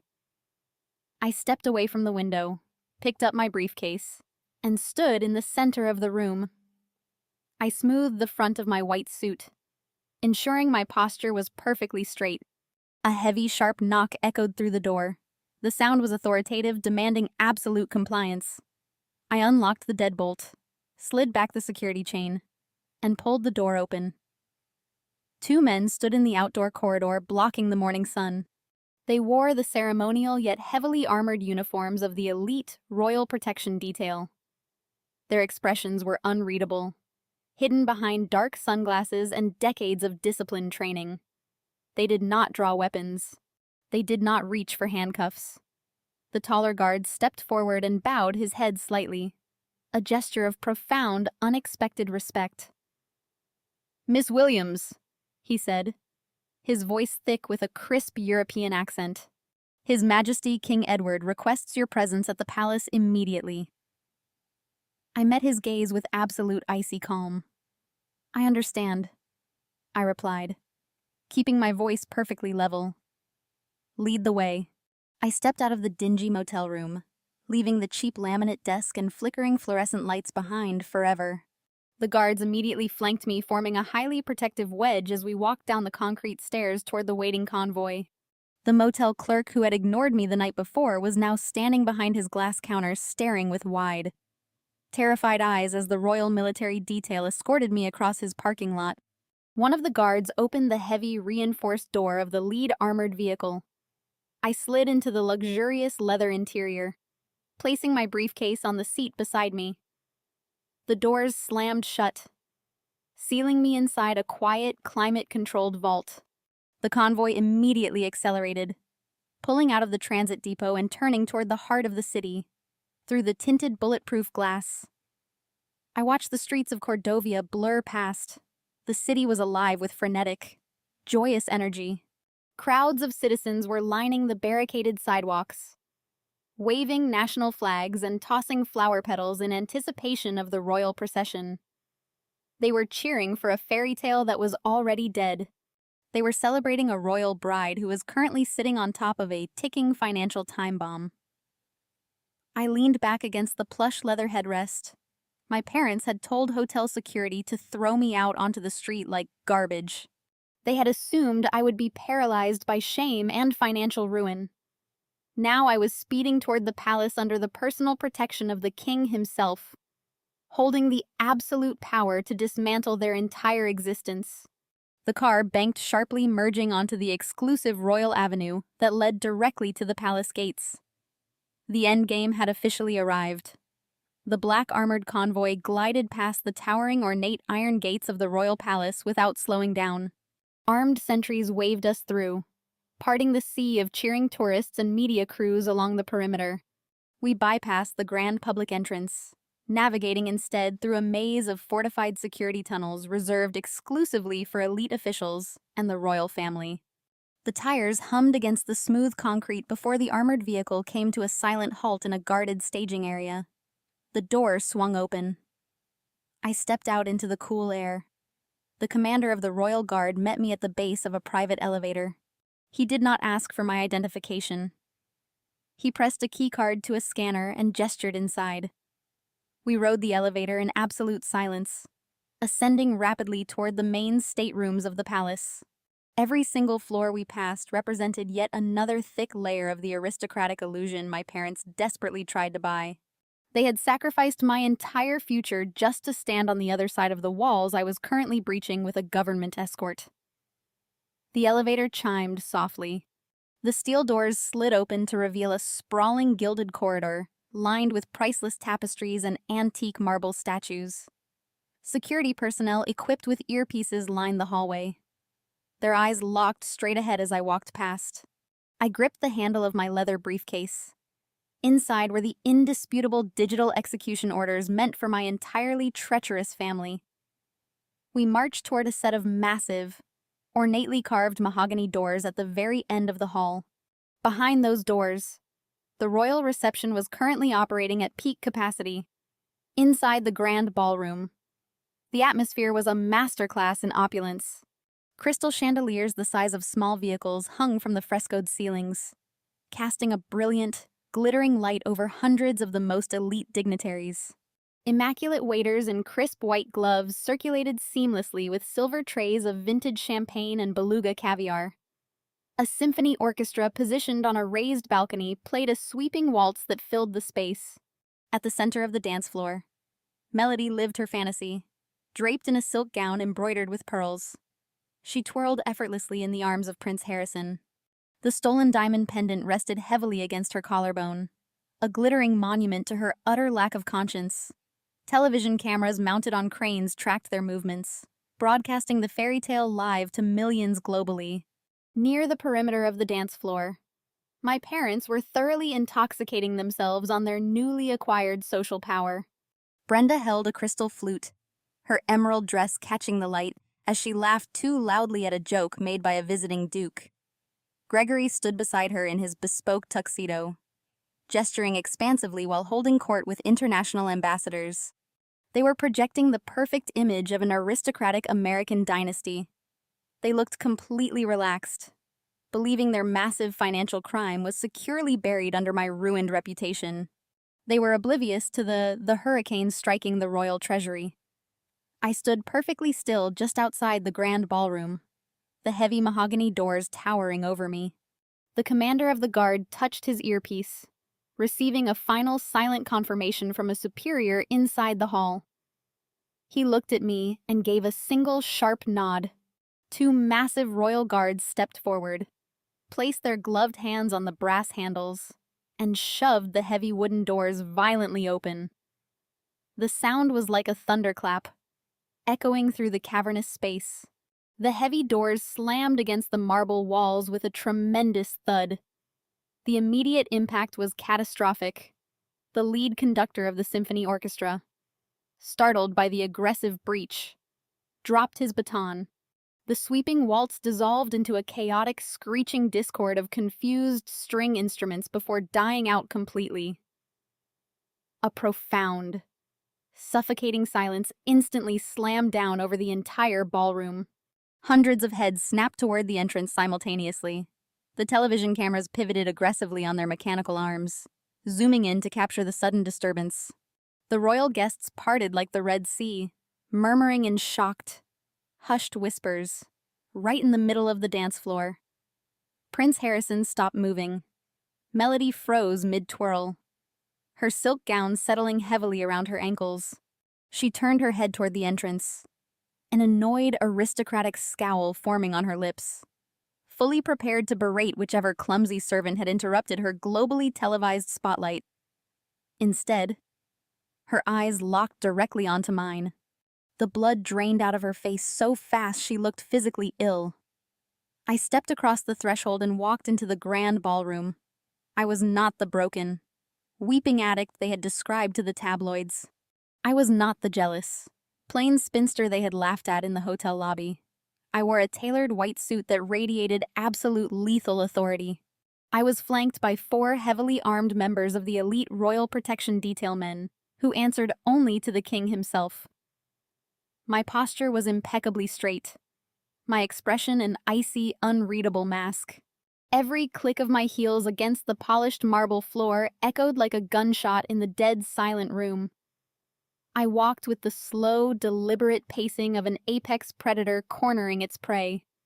Across the room, Gregory dropped his champagne flute. The expensive crystal shattered against the floor, splashing vintage wine over his polished shoes. Brenda grabbed his arm, her emerald dress suddenly looking cheap and ridiculous as pure, unadulterated terror seized her features. They recognized the royal guards flanking me. They recognized the leather briefcase in my hand. They realized in one horrifying, paralyzing instant that I was not there to beg for an invitation. I was there as an emissary of the crown. I kept my eyes locked onto Melody as I advanced toward the center of the dance floor. The fake princess was trembling, her hands shaking so violently she had to grip his arm just to stay standing. She looked at the stolen diamond against her neck, then back to my face. It evaporated. The illusion of her royalty vanished into the cold air of the ballroom. I stood a mere 10 feet away from the center of the dance floor. The elite royal guards fanned out, forming a tight perimeter around me. The silence in the room was absolute and suffocating. No one dared to whisper. No one dared to move.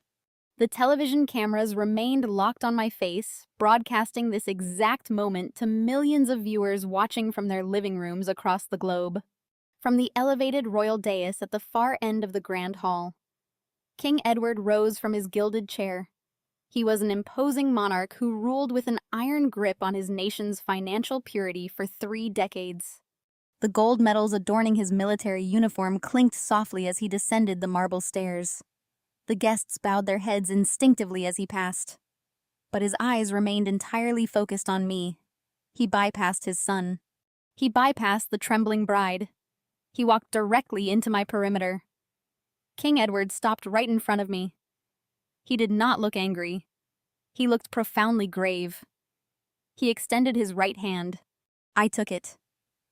And he offered a firm, respectful handshake that sent a shockwave of collective gasps rippling through the aristocratic crowd.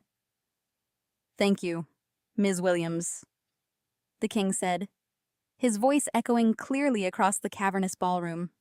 "Your exceptional service to the crown today will never be forgotten. You have saved this kingdom from a catastrophic breach of security." The words hung in the air, heavy and absolute. Gregory staggered backward, bumping into a waiter. Brenda covered her mouth with both hands, her eyes wide with a frantic, trapped panic.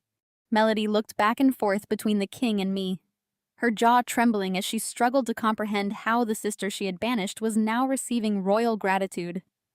I released the monarch's hand and gave a respectful nod. "It is my professional duty, Your Majesty," I replied smoothly. I turned my attention to Prince Harrison. He stood rigid confusion and growing horror fighting for dominance on his handsome face. I unlatched my leather briefcase. The sharp clicks echoed like a ticking clock. I reached inside and withdrew the master dossier bound in black cardstock and stamped with the official seal of my forensic auditing firm. I extended the physical copy of the dossier directly to Prince Harrison. He took it hesitantly, as if the paper itself might burn his hands. "Your Highness," I said, projecting my voice so the cameras and the silent crowd could capture every single syllable. "You believe you are marrying an heiress from an old-money American dynasty. You believe the $2 million bridal trust currently resting in your sovereign escrow account is a demonstration of generational wealth. It is not." Prince Harrison opened the heavy cover of the dossier. His eyes scanned the first page, the executive summary detailing the wire fraud. He looked up, his face draining of color. "What is this?" he demanded, his voice cracking. I kept my posture rigid and my tone utterly clinical. "That is a comprehensive forensic audit," I stated. "Your bride and her parents are broke. They filed for bankruptcy 5 years ago. To buy her way into your family, my parents committed massive domestic identity theft. They forged my signature and weaponized my pristine credit history to take out a fraudulent $2 million mortgage on a commercial property I legally co-own. The money you require as a royal dowry is entirely stolen." Melody lunged forward, reaching out to grab the dossier from the prince's hands. "Harrison, do not listen to her," she shrieked, echoing terribly in the quiet ballroom. "She is a jealous, unstable addict. My public relations team warned you about her. She is just trying to ruin my life because she has nothing." Prince Harrison pulled the dossier out of her reach, stepping away from her as if she were contagious. He flipped to the second section of the document. He saw the bank security camera footage stills. He saw the forged power of attorney. He saw the undeniable proof of Gregory and Brenda smiling as they finalized the massive theft. "Audrey, please," Gregory begged from the sidelines, his voice pathetic and hollow. "We can explain everything. Let us just go to a private room. We can fix this." I did not even look in his direction. "There is no private room. Gregory," I said, cutting off his frantic pleas. "You wanted a globally televised wedding. You wanted the entire world to look at your family. Now they are looking." I turned my focus back to Prince Harrison, who was now staring at the third section of the dossier. He had reached the absolute kill shot. "Identity theft and mortgage fraud are federal crimes," I continued, my voice slicing through the heavy ballroom air. "But that is not why the king just thanked me. That is not why the royal guards are standing behind me. When your future father-in-law decided to funnel that stolen $2 million into your pristine country, he did not use a clean financial vehicle. He bought an offshore shell company to wash the money." I took a slow, deliberate step toward Melody. The stolen diamond pendant on her neck caught the light of the chandeliers. "He routed your dowry through Apex Holdings International," I announced, making sure my diction was flawless. That specific shell company is a known money laundering artery for an international criminal syndicate. It is currently under active joint investigation by the Federal Bureau of Investigation and Interpol. My parents took dirty cartel-linked routing numbers and plugged them directly into your royal treasury. The silence that followed was absolute. It was the sound of a total systemic collapse. Prince Harrison dropped the dossier onto a nearby silver tray. He looked at Melody with an expression of pure, unadulterated revulsion.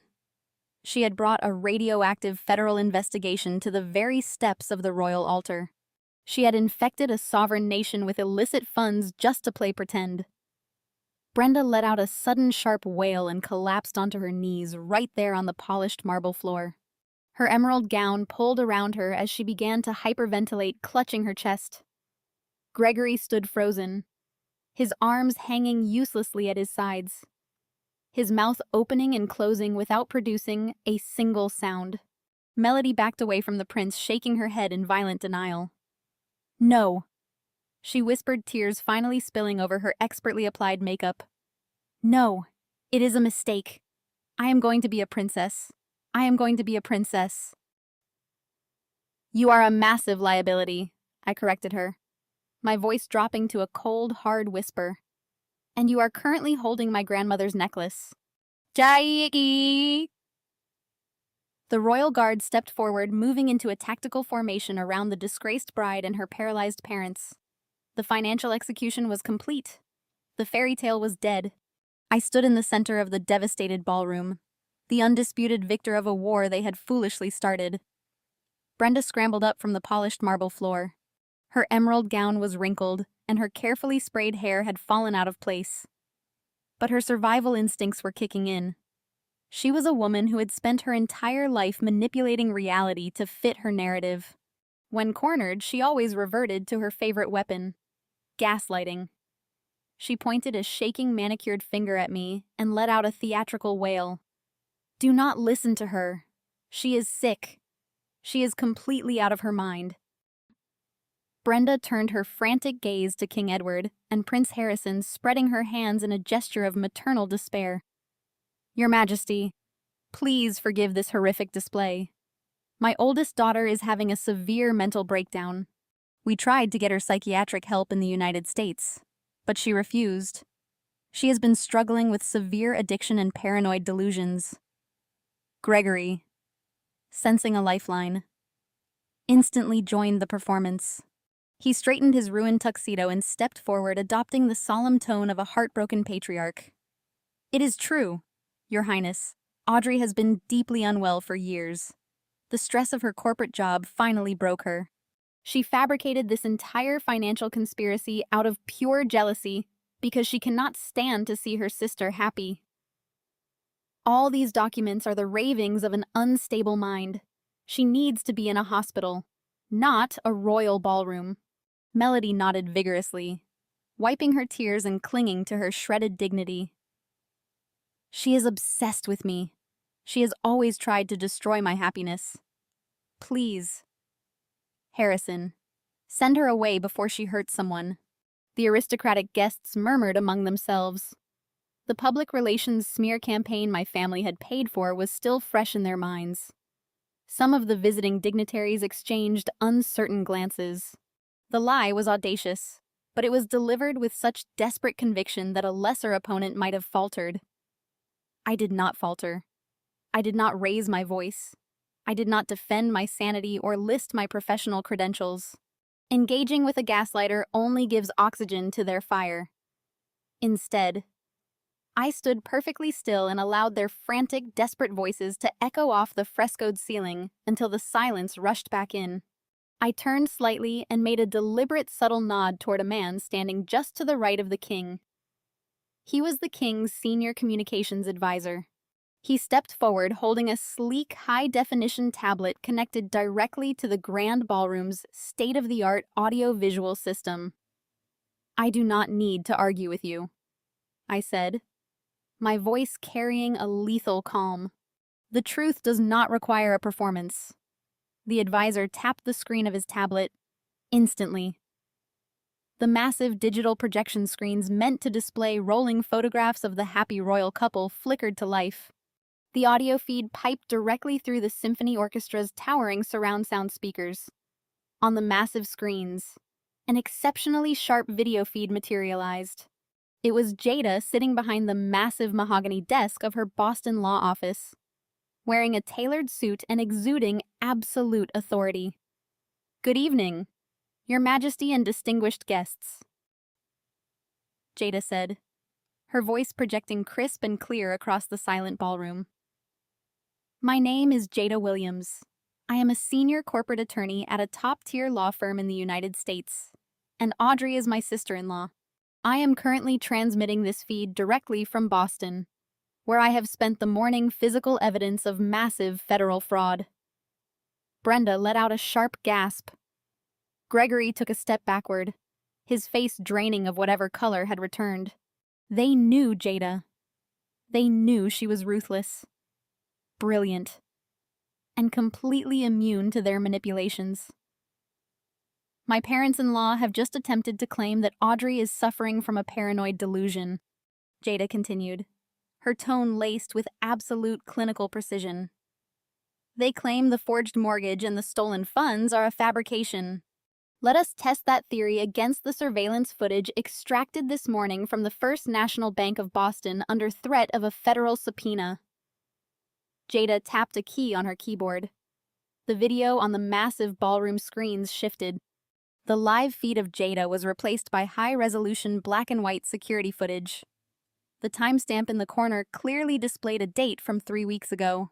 There, sitting comfortably in a plush bank office were Brenda and Gregory. The resolution was so clear that the attendees in the ballroom could see the brand of Gregory's watch. The bank loan officer slid a tablet across the desk. The audio from the security feed crackled to life, echoing through the speakers. Gregory's voice filled the Cordovian ballroom. He was laughing. "Audrey is always too busy working to manage the property properly," Gregory said on the recording, taking the stylus. "It is a good thing she gave us power of attorney to handle this refinancing. She trusts her old man to make the smart investments." Brenda leaned in, smiling brightly. "Yes, she is just thrilled to help her little sister secure a solid foundation for the wedding. She told us to take out as much as the equity allows." Gregory signed the digital document with a flourish. The forgery was captured in high definition from 3 different angles. The ballroom was paralyzed. The evidence was irrefutable. But Jada was not finished. "That footage establishes the forgery," Jada announced, her voice cutting back in over the speakers. "Now let us address the intent to ruin Audrey. 2 nights ago, Gregory left a voicemail on my husband Derek's private phone explaining why they had to kick Audrey out of the hotel. Derek was horrified and immediately turned the recording over to my legal team. A new audio file began to play. This time it was just a voice recording, but the quality was pristine. Gregory's arrogant hushed tone filled the grand hall. "Derek, you need to stop worrying about Audrey," he hissed on the tape. "We had to get her out of the hotel before she checked her bank accounts. The mortgage cleared, but the first payment is due next week and we are obviously not paying it. The bank is going to freeze her credit. She is going to be ruined. If she is sitting in the royal palace when that happens, she will make a scene and ruin Melody's dowry presentation. We had to isolate her. By the time she figures out her credit is tanked, the wedding will be over and the money will be secured in the royal trust. She can cry all she wants from a cheap motel room. She is the sacrifice we had to make for the family legacy." The recording clicked off. The crushing silence that returned to the ballroom was heavy enough to break bones. The gaslighting was completely, utterly obliterated. There was no room left for misinterpretation. There was no room left for excuses. The guests stared at my parents with expressions of profound disgust. Aristocrats physically stepped backward, creating a wide circle of isolation around Brenda and Gregory. Prince Harrison looked physically sick. He turned away from Melody, unable to even look at her face.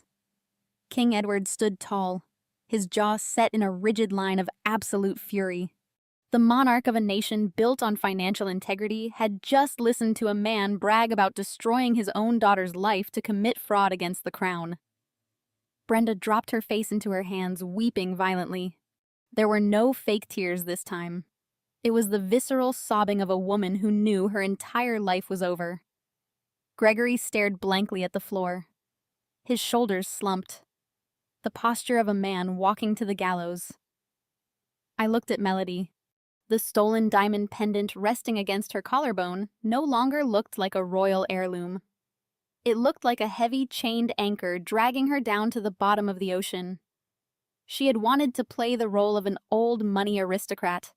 Instead, she had just been exposed as the beneficiary of a cheap, devastatingly cruel criminal conspiracy. The royal guards tightened their perimeter around my family. The truth was out. The execution of justice was complete. They had absolutely nowhere left to hide. Prince Harrison stepped fully out of the protective shadow of his father's royal advisors. He looked down at Melody, who was still kneeling on the cold marble floor surrounded by the shredded remnants of her fabricated life. The grand ballroom remained entirely silent. The orchestra frozen, the elite guests holding their collective breath.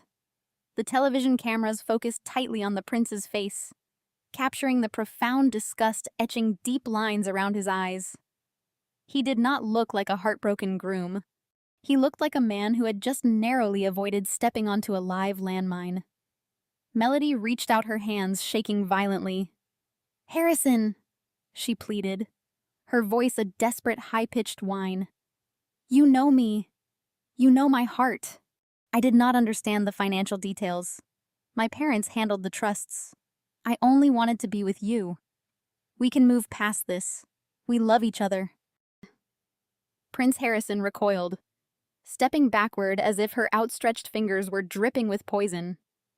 "Do not dare speak to me of love," he said, his voice echoing with aristocratic finality. "You brought a federal money laundering syndicate to the gates of my home. You allowed your parents to funnel illicit criminal capital into my nation's sovereign treasury.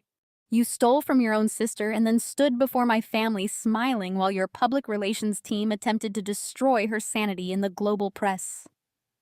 He shook his head, looking at her white silk gown with absolute revulsion. "It is not just the lack of wealth that disgusts me, Melody. It is the profound, bottomless lack of character. You are a dangerous, reckless fraud. You are nothing but a parasite dressed in stolen silk." Melody let out a choked, agonizing gasp.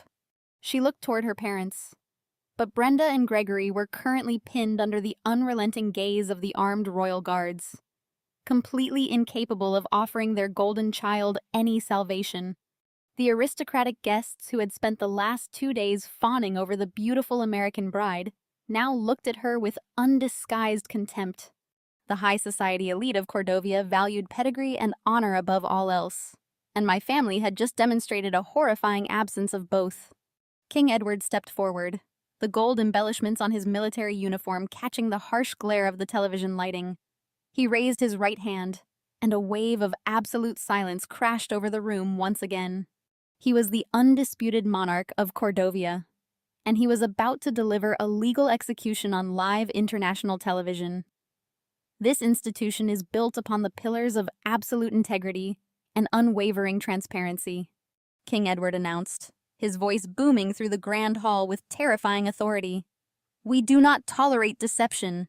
We do not harbor criminals. And we certainly do not allow our royal lineage to be contaminated by international fraud." The king looked directly at the television cameras, ensuring his decree would be recorded in the annals of global history. "As sovereign of Cordovia, I hereby invoke my absolute executive authority regarding matters of the crown. This marriage was predicated on severe malicious fraud. It was orchestrated through domestic identity theft and international money laundering. Therefore, it is legally invalid. I decree this union annulled immediately. It is permanently void." Melody screamed a visceral, horrific sound that echoed against the frescoed ceilings. "No, you cannot do this. I am a princess. We said our vows. I am your wife. Harrison, you are a trespasser. The king corrected her, his tone dropping to a lethal whisper. And you are currently in possession of property belonging to the crown. King Edward gave a sharp, definitive nod to his right. The head of royal protocol, a stern, formidable woman flanked by 2 female security officers, stepped forward. They moved with mechanical, ruthless efficiency. They approached Melody, who was now sobbing hysterically on the floor. The protocol officer reached down and grasped the heavy diamond-encrusted tiara resting in Melody's perfectly styled hair.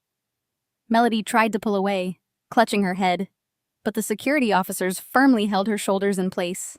With a sharp, upward motion, the protocol officer unpinned the tiara, tearing several strands of blonde hair in the process. Melody shrieked as the physical symbol of her aristocratic delusion was violently ripped away from her. The officer placed the priceless artifact onto a velvet tray held by an attending servant. Next, the officers demanded her hands. Melody sobbed violently, but she had absolutely no leverage against the armed security detail. They systematically stripped the heavy diamond rings from her fingers. They unclasped the platinum bracelets from her wrists. Every single piece of jewelry that the royal family had loaned her for the wedding broadcast was ruthlessly repossessed right in front of the flashing cameras. Finally, the protocol officer reached for the delicate vintage diamond pendant resting against Melody's collarbone. The heirloom she had stolen from me in the hotel room just 48 hours prior. Melody clutched the diamond fiercely, her last desperate attempt to hold on to something valuable. "It is mine," she wept. "It is my family heirloom." The protocol officer looked to me for confirmation. I took 2 slow, deliberate steps forward, closing the distance between myself and my shattered sister. "That belongs to me," I stated, my voice cutting through her hysterical sobbing. "You took it from my neck and told me a future princess deserved it more. You are not a princess, Melody. You are just a criminal waiting for a federal indictment." The security officer forcefully pried Melody's fingers open. The protocol officer unclasped the gold chain and respectfully handed the diamond pendant directly to me. I slipped it into the pocket of my white tailored suit. The reclamation was complete. The final physical tie between us was severed. "Get them out of my sight," King Edward commanded, waving a dismissive hand toward the crumpled heap of my family. The royal guards immediately converged. 2 massive officers hauled Gregory up by the lapels of his ruined tuxedo. Brenda shrieked, kicking her expensive heels against the marble floor as she was dragged upward by her arms. Melody was pulled to her feet, sobbing so violently she could barely stand. Her white silk gown now stained and crushed under the weight of her massive humiliation. "You are being expelled from the Principality of Cordovia," the commander of the royal guard informed them, his voice devoid of any sympathy. "You will be escorted directly to the royal airstrip and placed on a secured transport back to the United States. Your luggage will be forwarded to federal authorities." "Audrey, please!" Brenda screamed as the guards began dragging her toward the heavy mahogany doors. "Please tell them to stop. We are your family. We are your blood." I stood shoulder to shoulder with the King of Cordovia, watching the architects of my lifelong misery being forcibly marched out of the grand ballroom. I did not blink. I did not flinch. I let the absolute finality of my revenge wash over me. "My blood is in Boston working on a federal complaint," I replied, knowing Jada was watching the live feed. "Have a safe flight home." The heavy mahogany doors slammed shut behind them, severing their screams from the ballroom. The fairy tale was violently legally terminated. The fake crown was destroyed, and I was the one holding the hammer. The heavy mahogany doors had slammed shut, sealing their fate in Cordovia. But for Gregory, Brenda, and Melody, the true nightmare was only just beginning. Stripped of their passports and royal privileges, they were shoved into the back of an unmarked security transport van and driven to a remote airstrip. There was no red carpet. There were no flashing cameras or cheering crowds. They were loaded onto a stark utilitarian cargo plane chartered explicitly for their immediate deportation. The plush leather seats and vintage champagne they had grown accustomed to were replaced by stiff canvas jump seats and harsh overhead lighting for the duration of the 12-hour transatlantic flight. The toxic family dynamic that had sustained them for decades finally collapsed inward, eating itself alive. Stripped of their common enemy, they turned their viciousness on each other. Melody sat shivering in the corner, her ruined silk wedding gown stained with spilled wine and dirt from the marble floor. She shrieked at her parents, blaming their cheap, sloppy financial scheming for destroying her one chance at global aristocracy. She screamed that they had ruined her life completely, ignoring the fact that she had gleefully participated in the destruction of mine. Brenda wept hysterically, not out of remorse, but out of absolute self-pity. She rocked back and forth, mourning the loss of her emerald gowns, her country club status, and the bragging rights she had banked on. She lashed out at Gregory, accusing him of being a reckless fool who could not even execute a simple mortgage fraud without getting caught by a forensic accountant. Gregory paced the narrow metal floor of the cargo hold, his ruined bespoke tuxedo hanging off his shoulders like a garbage bag. He was sweating profusely, trying to spin a new web of lies. He kept muttering that they could fix this. He insisted they just needed to hire a defense attorney back in Boston, file for bankruptcy a second time, and claim that Audrey had willingly given them the funds before having a sudden change of heart. He actually believed his own delusions. He thought the American justice system would treat this as a simple family dispute over a property loan. He had absolutely no comprehension of the catastrophic federal avalanche Jada had initiated. The cargo plane began its steep descent into New York. The Manhattan skyline broke through the clouds, a towering monument to the financial power I wielded. As the landing gear hit the tarmac at John F. Kennedy International Airport, Gregory adjusted his tie and told his wife and daughter to stand up straight. He commanded them to keep their heads down, grab a taxi, and retreat to their estate in Connecticut. He promised them they would lay low for a few months, let the tabloid scandal die down, and rebrand themselves. He honestly expected to slink away in shame and hide behind the gates of their suburban mansion. The plane taxied away from the commercial gates, rolling toward an isolated, highly secure customs terminal reserved for flagged international deportations. The heavy metal doors of the aircraft whined open. A steep set of metal stairs was rolled up to the exit. Gregory stepped out first, projecting a pathetic, crumbling aura of false confidence. Brenda followed, holding her designer handbag like a shield, while Melody trailed behind, clutching the torn skirts of her wedding dress. They walked down the metal stairs, expecting to find a bored, sleepy customs agent ready to stamp their temporary entry papers. Instead, they stepped onto the tarmac and walked directly into a heavily armed federal ambush. The private terminal was swarming with federal law enforcement.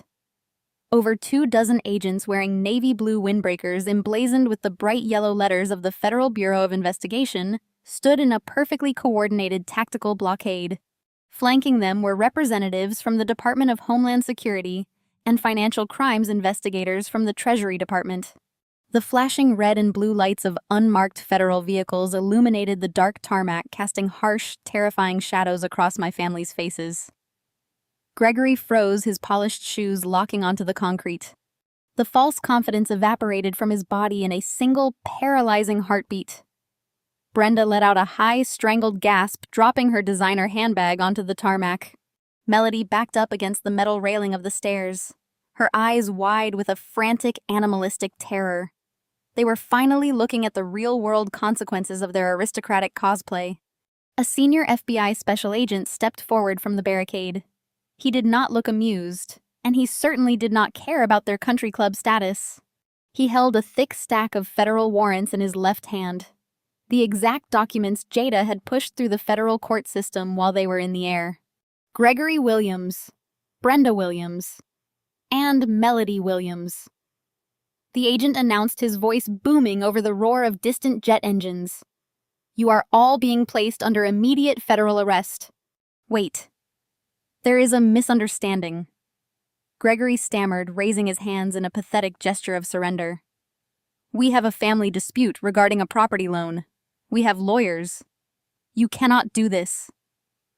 The agent did not even blink. He signaled to his tactical team. 6 heavily armed agents moved forward with absolute terrifying precision. They grabbed Gregory by the shoulders, spinning him around and slamming his chest against the side of the transport plane. "Gregory Williams, you are being charged with severe wire fraud, aggravated domestic identity theft, and bank fraud." The agent read from the warrant, his voice cutting through the cold airport air. "Furthermore, you are facing multiple counts of international money laundering in direct connection to a blacklisted Cayman Islands criminal syndicate currently under Interpol surveillance." The metallic heavy click of steel handcuffs echoed across the tarmac. Gregory let out a pathetic, broken sob as the cold steel locked his wrists securely behind his back.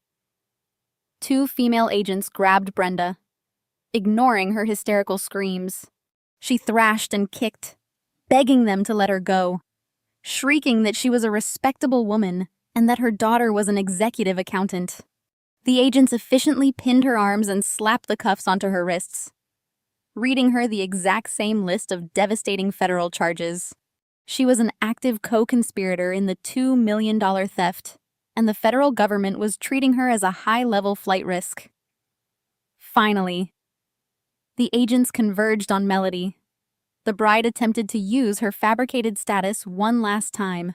"You cannot touch me," she screamed, thrashing against the officers. "I am a Cordovian royal. I have diplomatic immunity. Call Prince Harrison.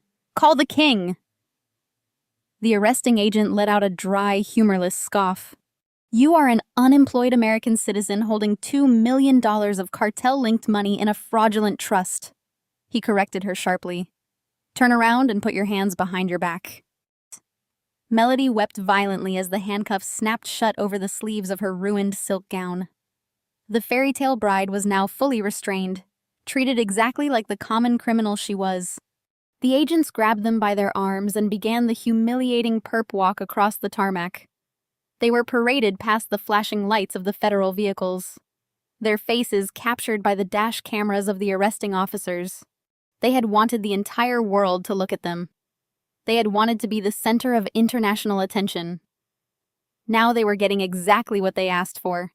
There would be no sprawling Connecticut estate to hide in. There would be no expensive lawyers to bail them out, because the FBI was currently seizing every single asset they owned. They were being shoved into the back of federal transport vans headed directly to a maximum security holding facility in Manhattan.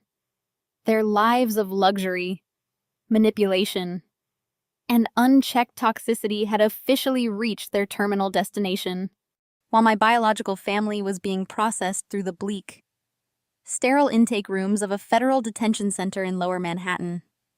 I was experiencing a very different kind of homecoming. I flew back to New York 48 hours after the royal annulment on a commercial flight paid for by my own legitimate funds. I did not need a private jet to validate my worth. When my heels clicked against the polished floors of the terminal at John F. Kennedy Airport. There were no tactical teams waiting in the shadows. There was only the quiet, absolute certainty of a woman who had just executed a flawless checkmate on an international stage. The next morning, I walked through the towering glass doors of my auditing firm's headquarters on Wall Street. Just days prior, my corporate access had been revoked, and my reputation hung in the balance of a vicious tabloid smear campaign. Today, the atmosphere was entirely unrecognizable. The security guards at the front desk practically stood at attention as I approached. Whispers followed me through the sleek, modern corridors. The news of the Cordovian scandal had shattered the global financial sector.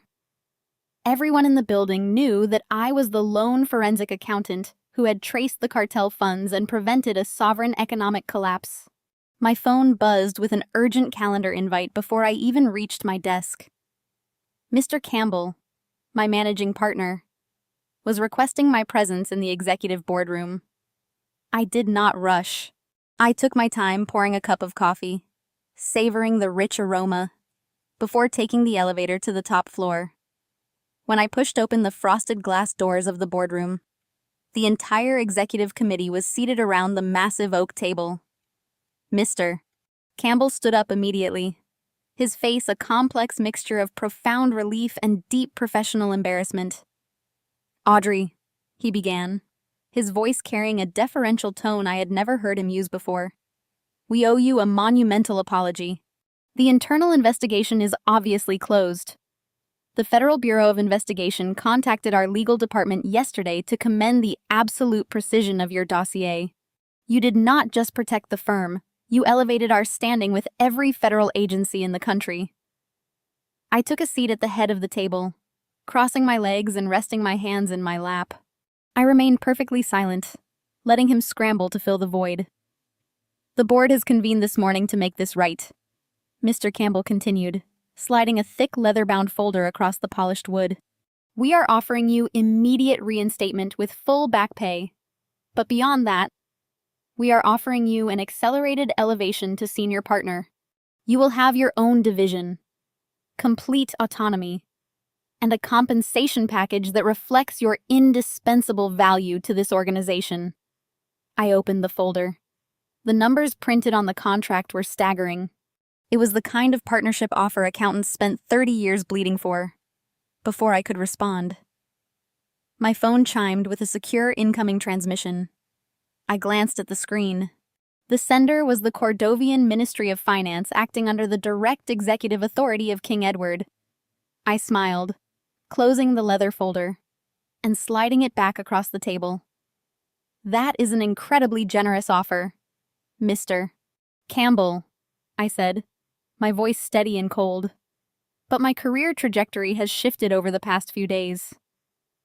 I picked up my phone and showed him the secure digital contract that had just materialized in my inbox. King Edward had formally dismissed his previous international risk assessment team. In their place, he was offering me a multi-million-dollar independent consulting retainer. He wanted me exclusively. He demanded the woman who could single-handedly dismantle a cartel laundering operation from a cheap motel room to personally oversee the security of his royal treasury. "I am resigning from the firm effective immediately," I announced, standing up from the heavy leather chair. "I appreciate the partnership offer, but I no longer have any interest in climbing a corporate ladder. I am building my own." I left the executive boardroom in stunned silence and walked out of the building. The crisp New York air tasted like absolute freedom. I had a massive royal contract in my digital wallet, and I knew exactly who I needed to partner with to execute it, while I was severing my ties with the corporate world. Jada was performing an even more ruthless amputation uptown. She had returned to the luxury condominium she shared with my older brother, Derek. Derek had spent the last 48 hours watching the news cycle completely paralyze his family. He had watched his parents and his golden child sister get dragged across the Inn federal handcuffs on every major news network. When Jada walked into their living room, Derek was pacing frantically, clutching his phone. "Jada," he stammered, his face pale with panic. "You have to help them. You are a senior corporate lawyer. You know the federal prosecutors. You have to arrange bail for Mom and Dad. They are terrified." Jada dropped her pristine briefcase onto the kitchen island and looked at her husband with pure, unadulterated disgust. "Your parents forged your sister's signature to steal $2 million, Derek," she stated, her voice dropping to a lethal calm. "They routed that money through a cartel-linked syndicate to buy Melody a fake aristocratic title. They tried to destroy Audrey entirely." "They made a terrible mistake," Derek pleaded, grabbing the edge of the counter. "But they are family. Jada, we have to protect family." Jada let out a sharp, humorless laugh. "You knew they were toxic, Derek. You knew they treated Audrey like a disposable asset for decades. You watched them drain her finances and mock her career. And you stood by in absolute cowardly silence because you did not want to lose your spot in their will. You are weak. You are complicit. And I refuse to anchor my life to a man who lacks a spine." She reached into her briefcase and pulled out a thick stack of legal documents. She slammed them down onto the granite countertop right in front of him. Derek flinched. "Those are divorce papers," Jada announced. "I filed them this morning. I am taking my assets, my reputation, and my maiden name. I suggest you find a very cheap defense attorney for your parents because the federal government is going to seize every dime of their fraudulent wealth. Do not ever call me again." Jada walked out of the condominium, leaving Derek standing alone in the wreckage of his own cowardly complicity. She did not look back. She hailed a cab and gave the driver the address to an upscale restaurant in Midtown Manhattan. I was sitting in a private leather booth waiting for her when she arrived. Jada slid into the seat across from me, signaling the waiter for a bottle of vintage champagne. Her dark eyes were blazing with fierce, triumphant energy. We did not need to exchange words about the fallout. The execution had been flawless. I pulled out my laptop and turned the screen toward her, displaying the multi-million-dollar retainer contract from King Edward. Jada leaned forward, scanning the terms with her razor-sharp legal mind. She smiled a slow, predatory expression that matched my own. "I need a ruthless legal mind to handle the compliance structure for Cordovian banking regulations," I told her, pouring the champagne into our crystal flutes. "I need someone who knows how to spot a fraudulent trust from a mile away." Jada picked up her glass. "And I need a brilliant forensic accountant to help me launch the most elite financial law and risk management firm on the East Coast," she replied. We clinked our glasses together, the sharp, crisp sound ringing out in the quiet restaurant. We were no longer just sisters-in-law tied together by a toxic bloodline. We were business partners. We were two incredibly capable, independent women who had watched a family of narcissistic parasites try to destroy us. Instead of breaking, we pulled our resources, our brilliance, and our absolute refusal to be victimized. We formed our own chosen family.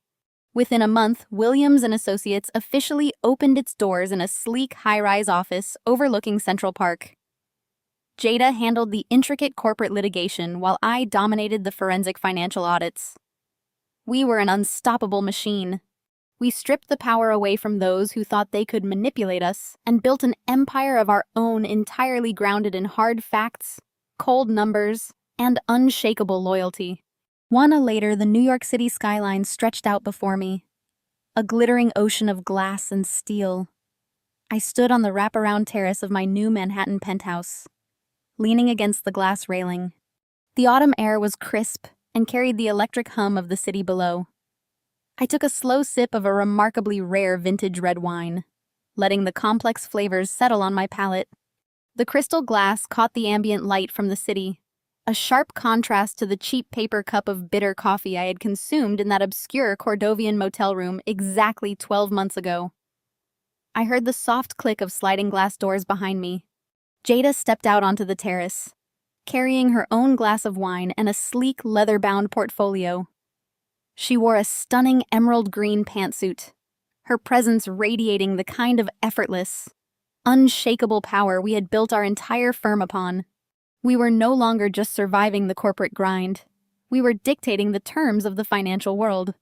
King Edward just officially countersigned the renewal contract for our risk assessment services, Jada announced, coming to stand beside me at the railing. She handed me the portfolio. He authorized a 20% increase on the retainer. The Royal Treasury specifically requested that you personally oversee the integration of their new anti-money laundering protocols. I smiled, looking down at the heavy parchment paper bearing the royal seal of Cordovia. It was a flawless victory. Williams & Associates had become the most feared and respected financial law and forensic accounting firm on the Eastern Seaboard. We did not just audit wealth. We protected sovereign economies.